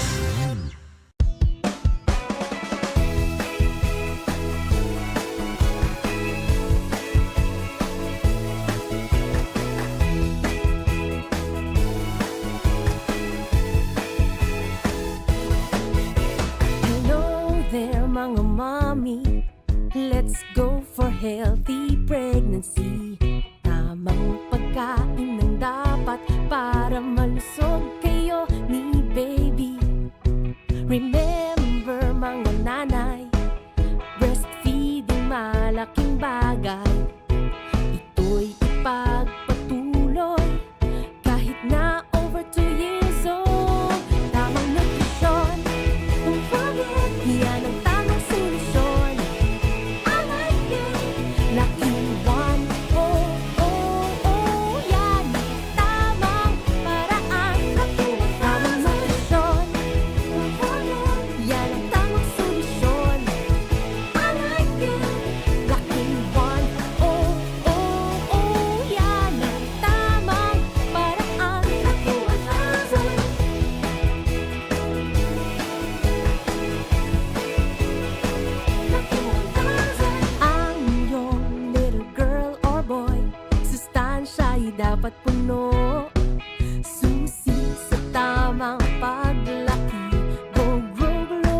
hinahanda mo. First 1,000 days, importante. Healthy eating para kampante. Paghandaan nutrition ni baby. Makinig sa sinasabi. Tamang nutrisyon. Yan ang tamang solusyon. I like it. Laking 1, oh, oh, oh. Yan ang tamang paraan. Tamang nutrisyon. Yan ang tamang solusyon. I like it. Laking 1, oh, oh, oh. Yan ang tamang paraan. Laking 1, oh, oh, oh. Yan ang tamang paraan. 7 healthy habits para sa healthy Pilipinas. Huwag nang magulat sa kumakalat, matay inulat sa tamang ulat. Ang dapat babakunahan na, mahalaga na bata pa kahit matatanda. Bakuna muna, una sa lahat. Yeah! Do it na yan! Kalusugan ay unahin at mga nahin ng mamamayan ay healthy Pilipinas. Malakas sa magandang bukas. Ang bawat Pilipino sa mundo, sa ulado ng pitong ito. Sa healthy habits ko na to. Para sa healthy Pilipinas. Nay, bakit kahit nasa trabaho ka, may breast milk pa rin akong naiinom dito sa bahay? Kaya pala ito ang ginagawa mo. Pinag-iipon mo ako ng breast milk habang nandun ka. Tapos, iniiwan mo rito para kahit umalis ka na, hindi ako magugutom. Pati pagkain meron. Kaya mula nung maliit pa ako, hanggang ngayon, walang problema. Galing mo talaga, Nay. 7 healthy habits para sa healthy Pilipinas. Sabay handa ang balikat ng may karamay sa bigat. Sila'y iniingatan, ngunit sarili huwag kalimutan. Mahalaga ka. Do it na yan! Kalusugan ay unahin at mga nahin ng mamamayan ay healthy Pilipinas. Malakas sa magandang bukas. Ang bawat Pilipino sa mundo, sa ulado ng pitong ito. Sa healthy habits ko na to. Para sa healthy Pilipinas. Sa araw, kahit anong oras ako magutom, umaga, tanghali, nandyan ka lagi, Nay. Kung ano ang kailangan kong kainin, inihahanda mo. Kapag gabi na at akala ko'y tulog ka na, konting iyak ko lang, gising agad. Napakasarap sa pakiramdam ng yakap mo. Idol kita, Nanay. Ang araw-araw na paglalakad? Samahan mo pa ng jogging. Itodo na ang paggalaw araw-araw. Say goodbye na rin sa mga pagkaing maaalat, matataba at matatamis. At piliin yung siguradong masustansya. Gawin ito para makaiwas sa mga sakit na diabetes, cancer, hypertension, sakit sa puso at iba pa. I-follow na kami para sa karagdagang impormasyon. Let's move more. Eat right para sa isang healthy Pilipinas. Nakakaya at natuto na. Nagkakaisa kaya di na matutumba. Ganyan kalakas ang Pinas kasi walang iwanan. Tuloy-tuloy na ang saya. Buong pamilya magpa-booster na. Siguraduhin updated ang inyong proteksyon. Magpa-booster na! Pinas lakas sa healthy Pilipinas. Isang mensahe mula sa DOH. 7 healthy habits para sa healthy Pilipinas. Huwag nang magulat sa kumakalat, matay inulat sa tamang ulat. Ang dapat babakunahan na, mahalaga na bata pa kahit matatanda. Bakuna muna, una sa lahat. Yeah! Do it na yan! Kalusugan ay unahin at mga nahin ng mamamayan ay healthy Pilipinas. Malakas sa magandang bukas. Ang bawat Pilipino sa mundo, sa ulado ng pitong ito. Sa healthy habits ko na to. Para sa healthy Pilipinas. Alam mo na ba? Ang mental health ay isang mahalagang bahagi ng ating pangkabuoang kalusugan. Walang health kung walang mental health. Kaya naman maglaan ng oras para sa mga hobbies, kumustahin ang mga mahal sa buhay, at huwag kalimutang ipahinga ang utak. Ngayong panahon ng pandemya, make sure to care for yourself and care for others para sa isang healthy Pilipinas. Tumawag sa mga numerong ito. Paalala mula sa Department of Health. Sa gitna ng COVID-19 pandemic, kailangang matibay ang ating dibdib laban din sa mga sakit tulad ng tuberculosis o TB. Magpa-check up at alamin kung may TB ka o wala. Magpa-chest x-ray at magpa-test. Magpagamot. Magpakasigurong wala ring TB lahat ng mga mahal mo. Maging matatag. Proteksyonan ang sarili at makipag-ugnayan sa iyong health center o TB clinic. Isang paalala mula sa #TBFreePH ng Department of Health at USAID. 7 healthy habits para sa healthy Pilipinas. Galaw-galaw baka ma-stroke like bike, jog, jump, rope. I'm stoked. Kumain ng sapat, dapat balance. Kahit pinggang Pinoy, malami. There you have it. Isa sa 7 healthy habits, sundin. Do it na yan. Kalusugan ay unahin at mga nahin ng mamamayan. Ay healthy Pilipinas, malakas sa magandang bukas. Ang bawat Pilipino sa mundo, sa uladong ang pitong ito. 7 healthy habits, go na go. Move more, eat right. Be clean, live sustainably. Get vaccinated. Don't smoke, lessen alcohol, say no to drugs. Care for yourself, care for others. Practice safe sex. Do no harm, put safety first. Do it na yan. Para sa healthy Pilipinas.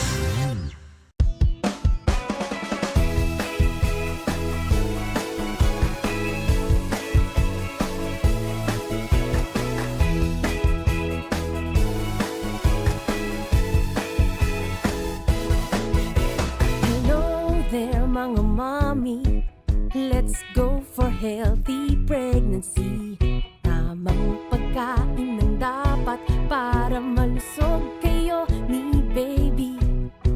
Remember mga nanay, breastfeeding malaking bagay. Ito'y ipagpatuloy kahit na over 2 years old. Tamang nutrisyon, don't forget, yan ang tamang solusyon. I like it, Lucky One. Oh, oh, oh, yan ang tamang paraan. Tamang nutrisyon, don't forget, yan ang tamang solusyon. I like it, Lucky One. Oh, oh, oh, yan ang tamang paraan.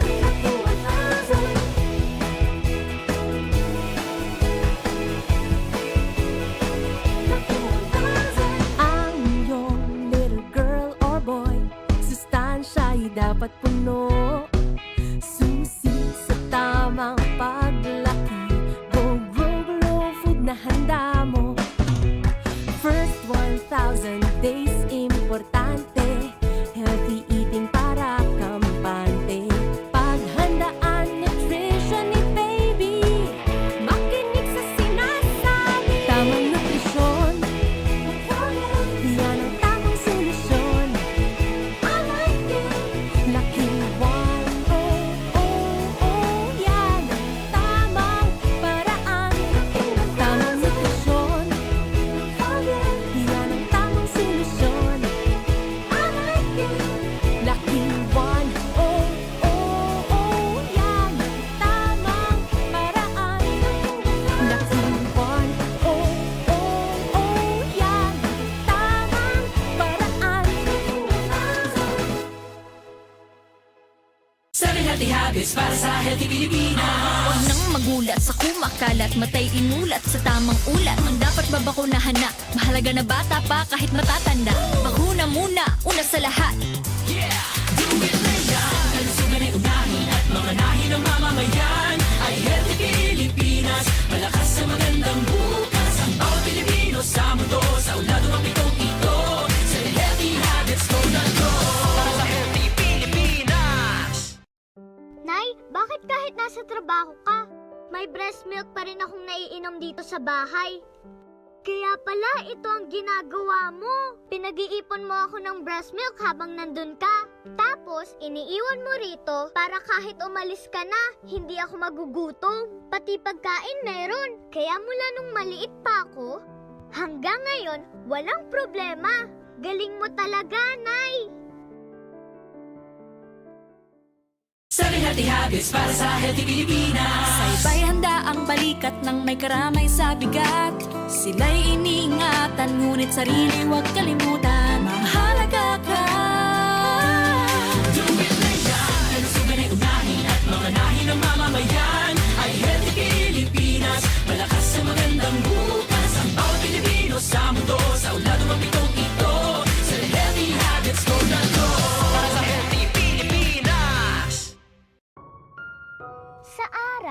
Kahit anong oras ako magutom, umaga, tanghali, nandyan ka lagi, Nay. Kung ano ang kailangan kong kainin, inihahanda mo. Kapag gabi na at akala ko'y tulog ka na, konting iyak ko lang, gising agad. Napakasarap sa pakiramdam ng yakap mo. Idol kita, Nanay. Ang araw-araw na paglalakad? Samahan mo pa ng jogging. Itodo na ang paggalaw araw-araw. Say goodbye na rin sa mga pagkaing maaalat, matataba at matatamis. At piliin yung siguradong masustansya. Gawin ito para makaiwas sa mga sakit na diabetes, cancer, hypertension, sakit sa puso at iba pa. I-follow na kami para sa karagdagang impormasyon. Let's move more. Eat right para sa isang healthy Pilipinas. Nakakaya at natuto na. Nakakaisa kaya di na matutumba. Ganyang kalakas ang Pinas kasi walang iwanan. Tuloy-tuloy na ang saya. Buong pamilya magpa-booster na. Siguraduhin updated ang inyong proteksyon. Magpa-booster na! Pinas lakas sa Healthy Pilipinas. Isang mensahe mula sa DOH. 7 Healthy Habits para sa Healthy Pilipinas. Huwag nang magulat sa kumakalat, matay inulat sa tamang ulat. Ang dapat babakunahan na, mahalaga na bata pa kahit matatanda. Bakuna muna, una sa lahat. Yeah! Do it na yan! Kalusugan ay unahin at mga nahin ng mamamayan ay Healthy Pilipinas. Malakas sa magandang bukas. Ang bawat Pilipino sa mundo, sa ulado ng pitong ito. 7 Healthy Habits, go na go! Para sa Healthy Pilipinas! Alam mo na ba? Ang mental health ay isang mahalagang bahagi ng ating pangkabuoang kalusugan.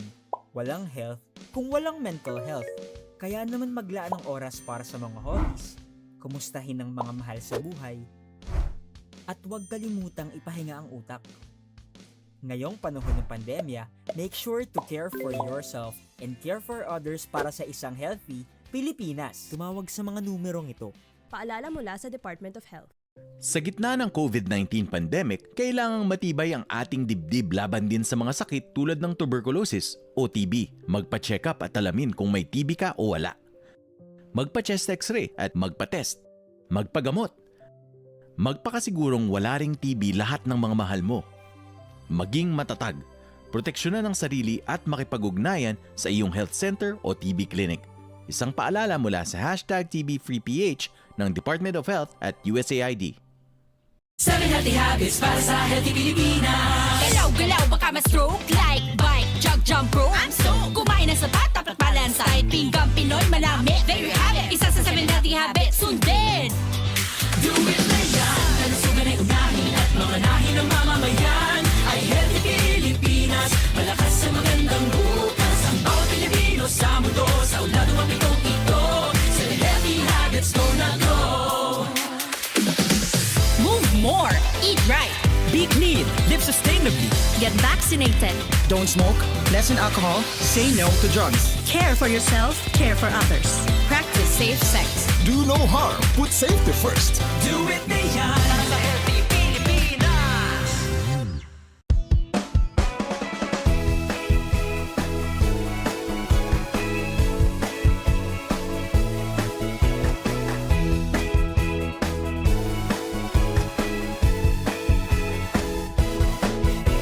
Hello there mga mommy. Let's go for healthy pregnancy. Tamang pagkain ng dapat para malusog kayo ni baby. Remember mga nanay, breastfeeding malaking bagay. Ito'y ipagpatuloy kahit na over 2 years old. Tamang nutrisyon, don't forget, yan ang tamang solusyon. I like it, Lucky One. Oh, oh, oh, yan ang tamang paraan. Tamang nutrisyon, don't forget,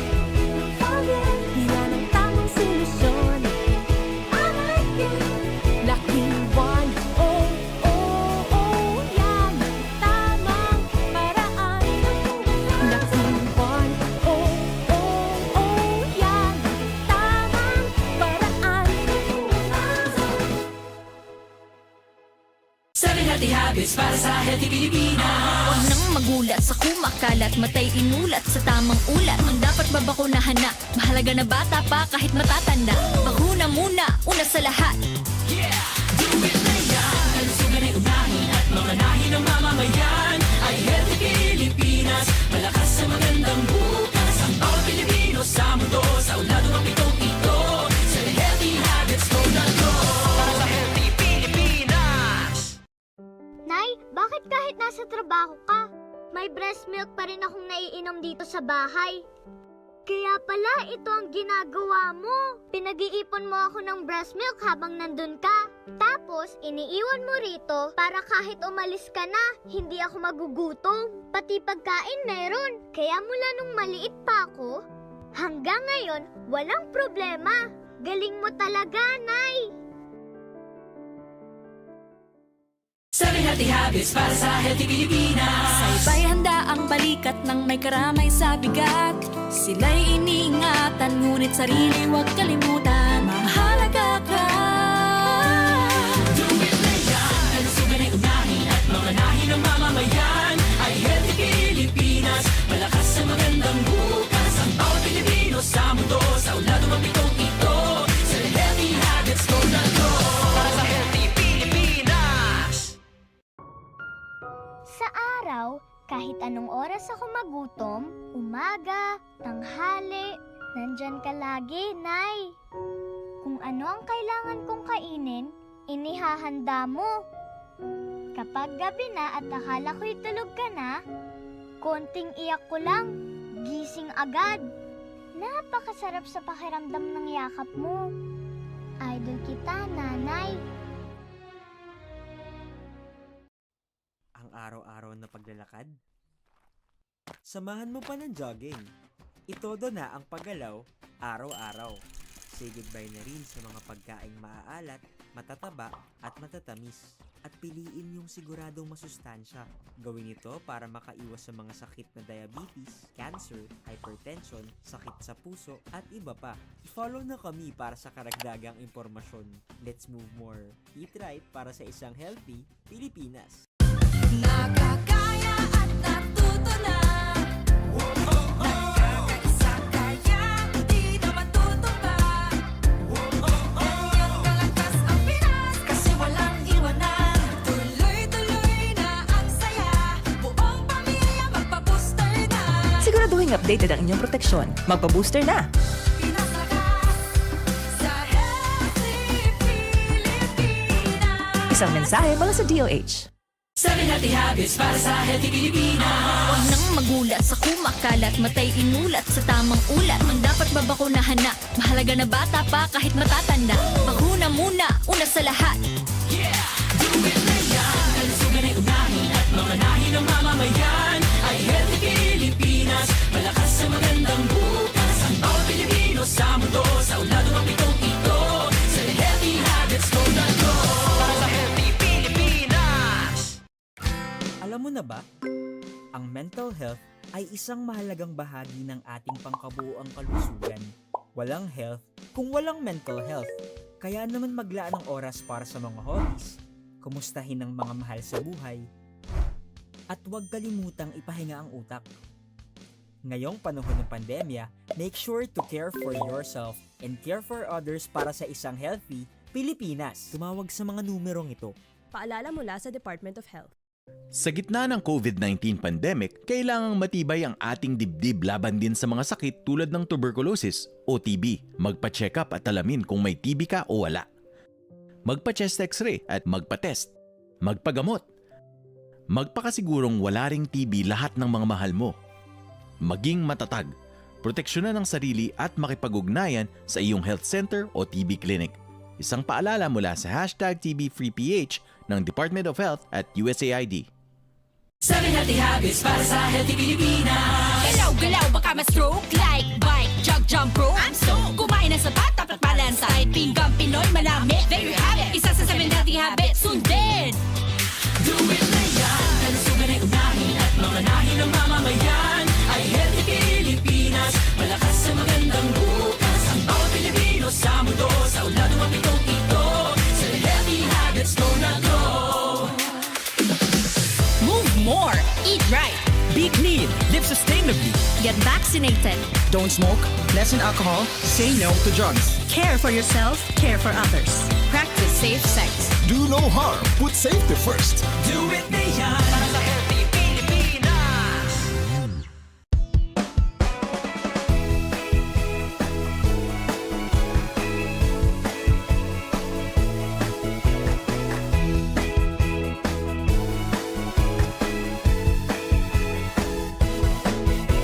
Hello there mga mommy. Let's go for healthy pregnancy.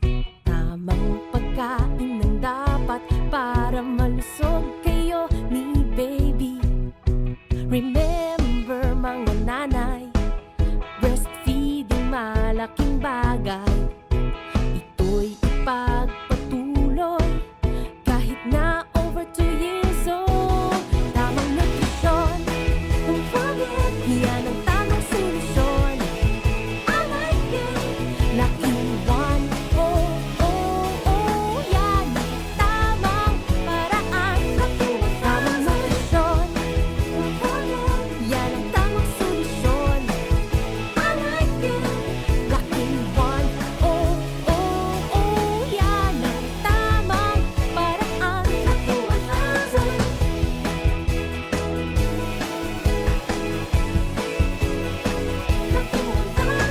Ang iyong little girl or boy, sustansya'y dapat puno. Susi sa tamang paglaki, go grow food na handa mo. First 1,000 days importante, healthy eating para kampante. Paghandaan nutrition ni baby, makinig sa sinasabi. Tamang nutrisyon, yan ang tamang solusyon. I like it, Lucky One. Oh, oh, oh, yan ang tamang paraan. Tamang nutrisyon, yan ang tamang solusyon. I like it, Lucky One. Oh, oh, oh, yan ang tamang paraan. Lucky One. Oh, oh, oh, yan ang tamang paraan. 7 healthy habits para sa healthy Pilipinas. Huwag nang magulat sa kumakalat, matay inulat sa tamang ulat. Ang dapat babakunahan na, mahalaga na bata pa kahit matatanda. Bakuna muna, una sa lahat. Yeah! Do it na yan. Kalusugan ay unahin at mga nahi ng mamamayan ay healthy Pilipinas. Malakas sa magandang bukas. Ang bawat Pilipino sa mundo, sa ulado ng pitong ito. Sa healthy habits ko na to. Para sa healthy Pilipinas. Nay, bakit kahit nasa trabaho ka, may breast milk pa rin akong naiinom dito sa bahay? Kaya pala ito ang ginagawa mo. Pinag-iipon mo ako ng breast milk habang nandun ka. Tapos, iniiwan mo rito para kahit umalis ka na, hindi ako magugutom. Pati pagkain meron. Kaya mula nung maliit pa ako, hanggang ngayon, walang problema. Galing mo talaga, Nay. 7 healthy habits para sa healthy Pilipinas. Sa iba'y handa ang balikat ng may karamay sa bigat. Sila'y iniingatan, ngunit sarili huwag kalimutan. Mahalaga ka. Do it na yan. Kalusugan ay unahin at mga nahi ng mamamayan ay healthy Pilipinas. Malakas sa magandang bukas. Ang bawat Pilipino sa mundo, sa ulado ng pitong ito. Sa healthy habits ko na to. Para sa healthy Pilipinas. Sa araw, kahit anong oras ako magutom, umaga, tanghali, nandyan ka lagi, Nay. Kung ano ang kailangan kong kainin, inihahanda mo. Kapag gabi na at akala ko'y tulog ka na, konting iyak ko lang, gising agad. Napakasarap sa pakiramdam ng yakap mo. Idol kita, Nanay. Ang araw-araw na paglalakad? Samahan mo pa ng jogging. Itodo na ang paggalaw araw-araw. Say goodbye na rin sa mga pagkaing maaalat, matataba at matatamis. at piliin yung siguradong masustansya. Gawin ito para makaiwas sa mga sakit na diabetes, cancer, hypertension, sakit sa puso, at iba pa. I-follow na kami para sa karagdagang impormasyon. Let's move more. Eat right para sa isang healthy Pilipinas. Nakakaya at natuto na. Nagkakaisa kaya di na matutumba. Ganyang kalakas ang Pinas kasi walang iwanan. Tuloy-tuloy na ang saya. Buong pamilya magpa-booster na. Siguraduhin updated ang inyong proteksyon. Magpa-booster na! Pinas lakas sa Healthy Pilipinas. Isang mensahe mula sa DOH. 7 healthy habits para sa healthy Pilipinas. Huwag nang magulat sa kumakalat, matay inulat sa tamang ulat. Ang dapat babakunahan na, mahalaga na bata pa kahit matatanda.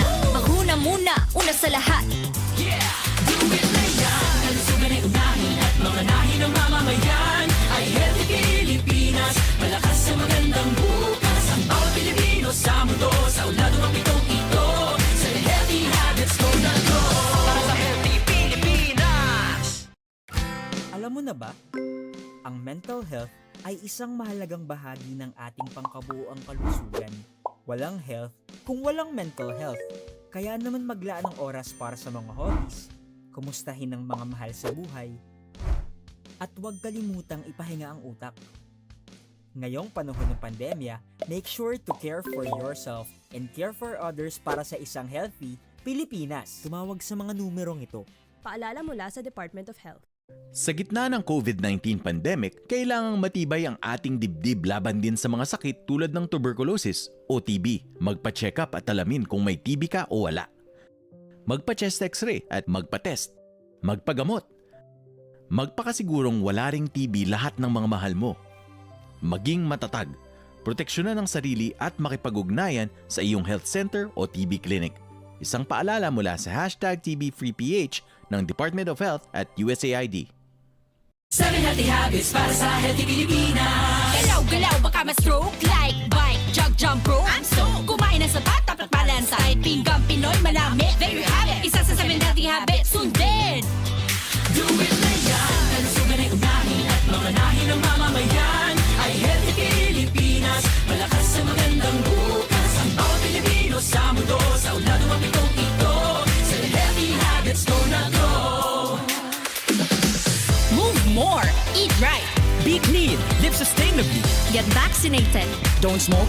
Lessen alcohol. Say no to drugs. Care for yourself. Care for others. Practice safe sex. Do no harm. Put safety first. Do it na yan! Para sa healthy Pilipinas.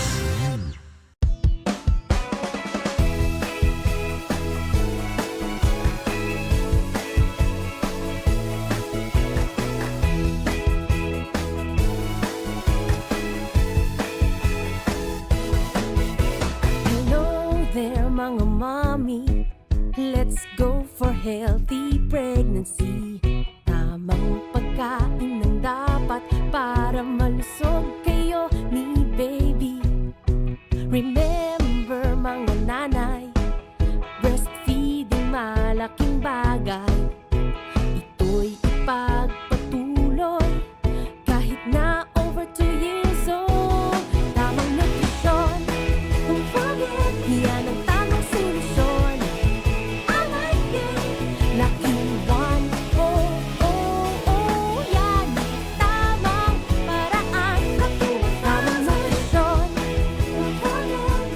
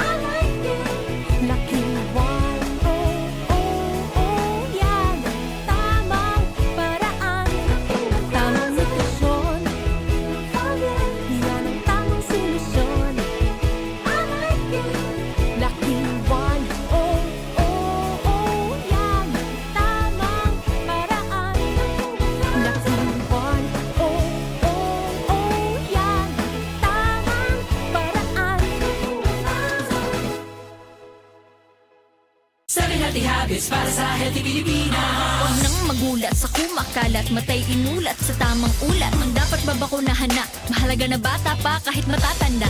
Bakuna muna, una sa lahat. Yeah! Do it na yan! Kalusugan ay unahin at mga nahin ng mamamayan ay healthy Pilipinas. Malakas sa magandang bukas. Ang bawat Pilipino sa mundo, sa uladong ang pitong ito. Sa healthy habits ko na to. Para sa healthy Pilipinas! Nay, bakit kahit nasa trabaho ka, may breast milk pa rin akong naiinom dito sa bahay? Kaya pala ito ang ginagawa mo. Pinag-iipon mo ako ng breast milk habang nandun ka. Tapos, iniiwan mo rito para kahit umalis ka na, hindi ako magugutom. Pati pagkain meron. Kaya mula nung maliit pa ako, hanggang ngayon, walang problema. Galing mo talaga, Nay. 7 healthy habits para sa healthy Pilipinas. Sa iba'y handa ang balikat ng may karamay sa bigat. Sila'y iniingatan, ngunit sarili huwag kalimutan. Mahalaga ka. Do it na yan! Kalusugan ay unahin at mga nahin ng mamamayan ay healthy Pilipinas. Malakas sa magandang bukas. Ang bawat Pilipino sa mundo, sa uladong ang pitong ito. Sa healthy habits ko na to. Para sa healthy Pilipinas! Sa araw, kahit anong oras ako magutom, umaga, tanghali, nandyan ka lagi, Nay. Kung ano ang kailangan kong kainin, inihahanda mo. Kapag gabi na at akala ko'y tulog ka na, konting iyak ko lang, gising agad. Napakasarap sa pakiramdam ng yakap mo. Idol kita, Nanay. Ang araw-araw na paglalakad? Samahan mo pa ng jogging. Itodo na ang paggalaw araw-araw. Say goodbye na rin sa mga pagkaing maaalat, matataba at matatamis. At piliin yung siguradong masustansya. Gawin ito para makaiwas sa mga sakit na diabetes, cancer, hypertension, sakit sa puso at iba pa. I-follow na kami para sa karagdagang impormasyon. Let's move more. Eat right para sa isang healthy Pilipinas. Nakakaya at natuto na. Nakakaisa kaya, di na matutumba. Ganyang kalakas ang Pinas, kasi walang iwanan. Tuloy-tuloy na ang saya, buong pamilya magpa-booster na. Siguraduhin updated ang inyong proteksyon. Magpa-booster na! Pinas lakas, sa healthy Pilipinas. Isang mensahe mula sa DOH. 7 healthy habits para sa healthy Pilipinas. Huwag nang magulat sa kumakalat, matay inulat sa tamang ulat. Ang dapat babakunahan na, mahalaga na bata pa kahit matatanda. Bakuna muna, una sa lahat. Yeah!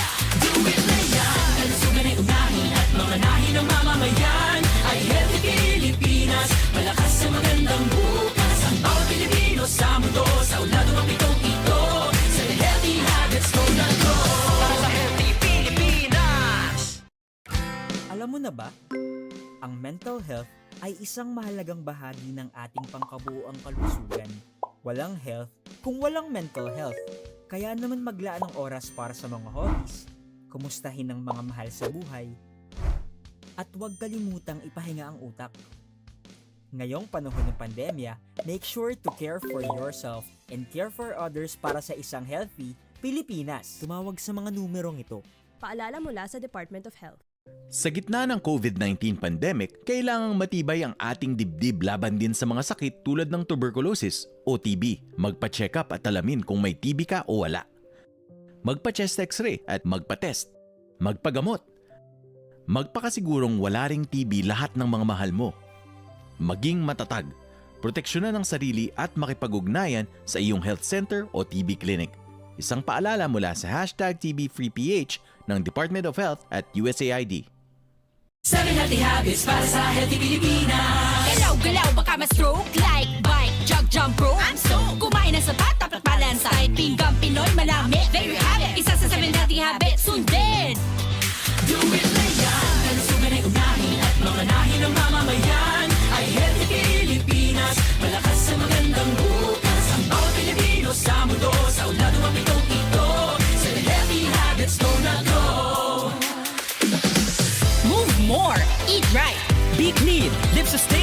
Get vaccinated. Don't smoke, lessen alcohol, say no to drugs. Care for yourself, care for others. Practice safe sex. Do no harm, put safety first. Do it na yan para sa healthy Pilipinas.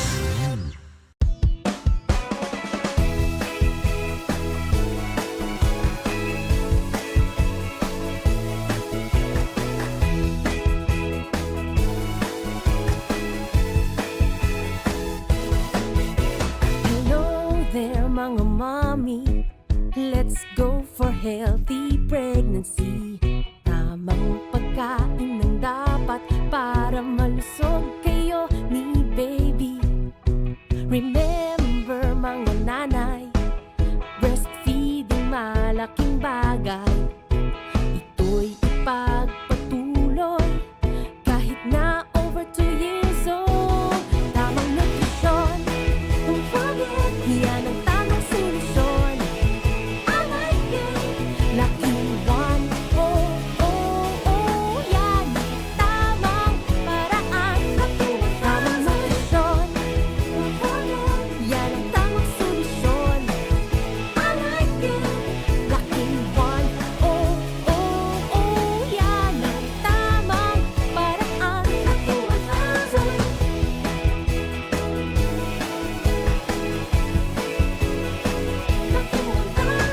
Ang iyong little girl or boy, sustansya'y dapat puno. Susi sa tamang paglaki, go grow glow food na handa mo. First 1,000 days importante, healthy eating para kampante. Paghandaan nutrition ni baby, makinig sa sinasabi. Tamang nutrisyon, yan ang tamang solusyon. I like it, Lucky One. Oh, oh, oh, yan ang tamang paraan. Tamang nutrisyon, yan ang tamang solusyon. I like it, Lucky One. Oh, oh, oh, yan ang tamang paraan. Lucky One. Oh, oh, oh, yan ang tamang paraan. 7 healthy habits para sa healthy Pilipinas. Huwag nang magulat sa kumakalat, matay inulat sa tamang ulat. Ang dapat babakunahan na, mahalaga na bata pa kahit matatanda. Bakuna muna, una sa lahat. Yeah! Do it na yan. Kalusugan ay unahin at mga nahin ng mamamayan ay healthy Pilipinas. Malakas sa magandang bukas. Ang bawat Pilipino sa mundo, sa ulado ng pitong ito. 7 healthy habits ko na to. Para sa healthy Pilipinas. Nay, bakit kahit nasa trabaho ka, may breast milk pa rin akong naiinom dito sa bahay? Kaya pala ito ang ginagawa mo. Pinag-iipon mo ako ng breast milk habang nandun ka. Tapos, iniiwan mo rito para kahit umalis ka na, hindi ako magugutom. Pati pagkain meron. Kaya mula nung maliit pa ako, hanggang ngayon, walang problema. Galing mo talaga, Nay. 7 healthy habits para sa healthy Pilipinas. Saybay handa ang balikat ng may karamay sa bigat.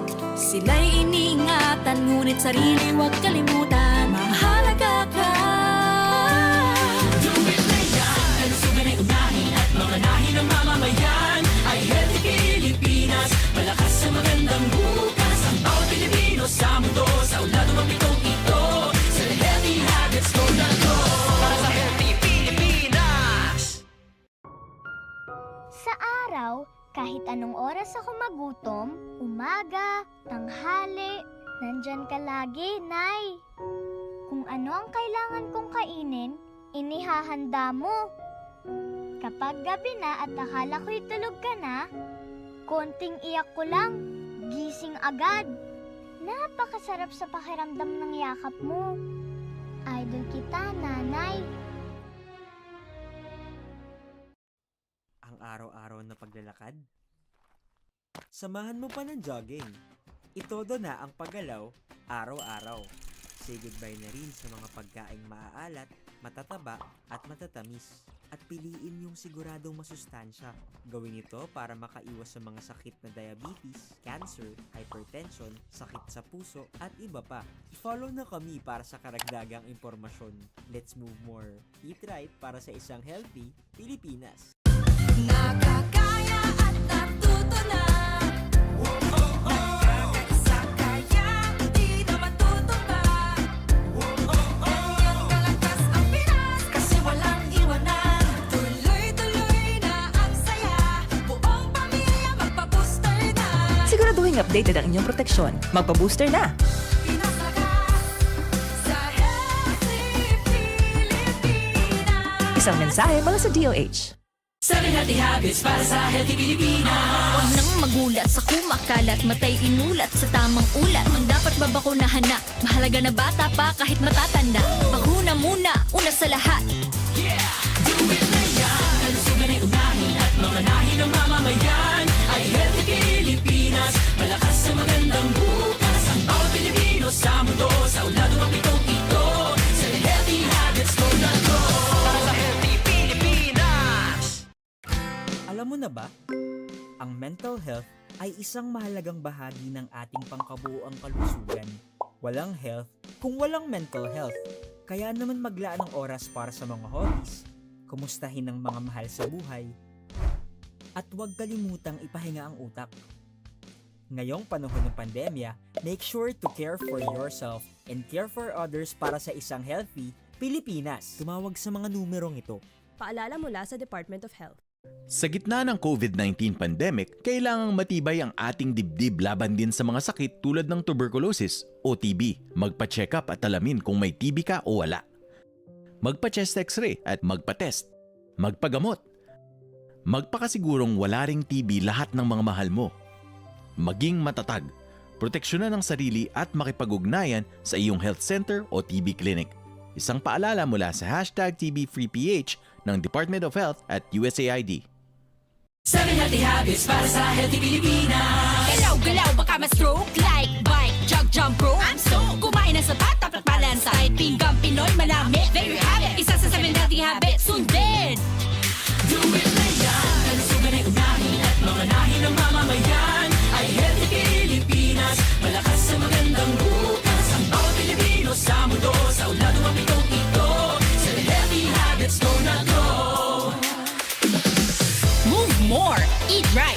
Be clean, live sustainably. Get vaccinated. Don't smoke, lessen alcohol, say no to drugs. Care for yourself, care for others.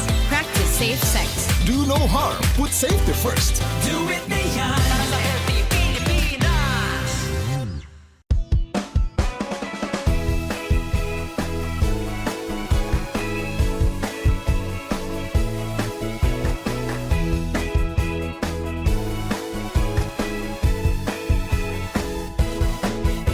Hello there mga mommy. Let's go for healthy pregnancy. Tamang pagkain ng dapat para malusog kayo ni baby. Remember mga nanay, breastfeeding malaking bagay. Ito'y ipagpatuloy kahit na over 2 years old. Tamang nutrisyon, don't forget, yan ang tamang solusyon. I like it, Lucky One. Oh, oh, oh, yan ang tamang paraan. Tamang nutrisyon, don't forget, yan ang tamang solusyon. I like it, Lucky One. Oh, oh, oh,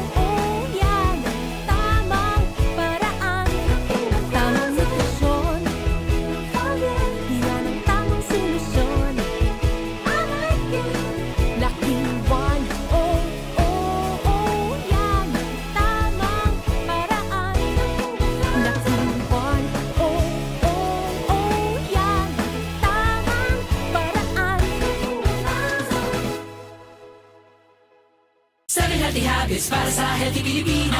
Huwag nang magulat sa kumakalat, matay inulat sa tamang ulat. Ang dapat babakunahan na, mahalaga na bata pa kahit matatanda. Bakuna muna, una sa lahat. Yeah! Do it na yan! Kalusugan ay unahin at mga nahin ng mamamayan ay healthy Pilipinas. Malakas sa magandang bukas. Ang bawat Pilipino sa mundo, sa ulado ng pitong ito. Sa healthy habits mo na to. Para sa healthy Pilipinas! Nay, bakit kahit nasa trabaho ka, may breast milk pa rin akong naiinom dito sa bahay? Kaya pala ito ang ginagawa mo. Pinag-iipon mo ako ng breast milk habang nandun ka. Tapos, iniiwan mo rito para kahit umalis ka na, hindi ako magugutom. Pati pagkain meron. Kaya mula nung maliit pa ako, hanggang ngayon, walang problema. Galing mo talaga, Nay. 7 healthy habits para sa healthy Pilipinas. Sabay handa ang balikat ng may karamay sa bigat. Sila'y iniingatan, ngunit sarili huwag kalimutan.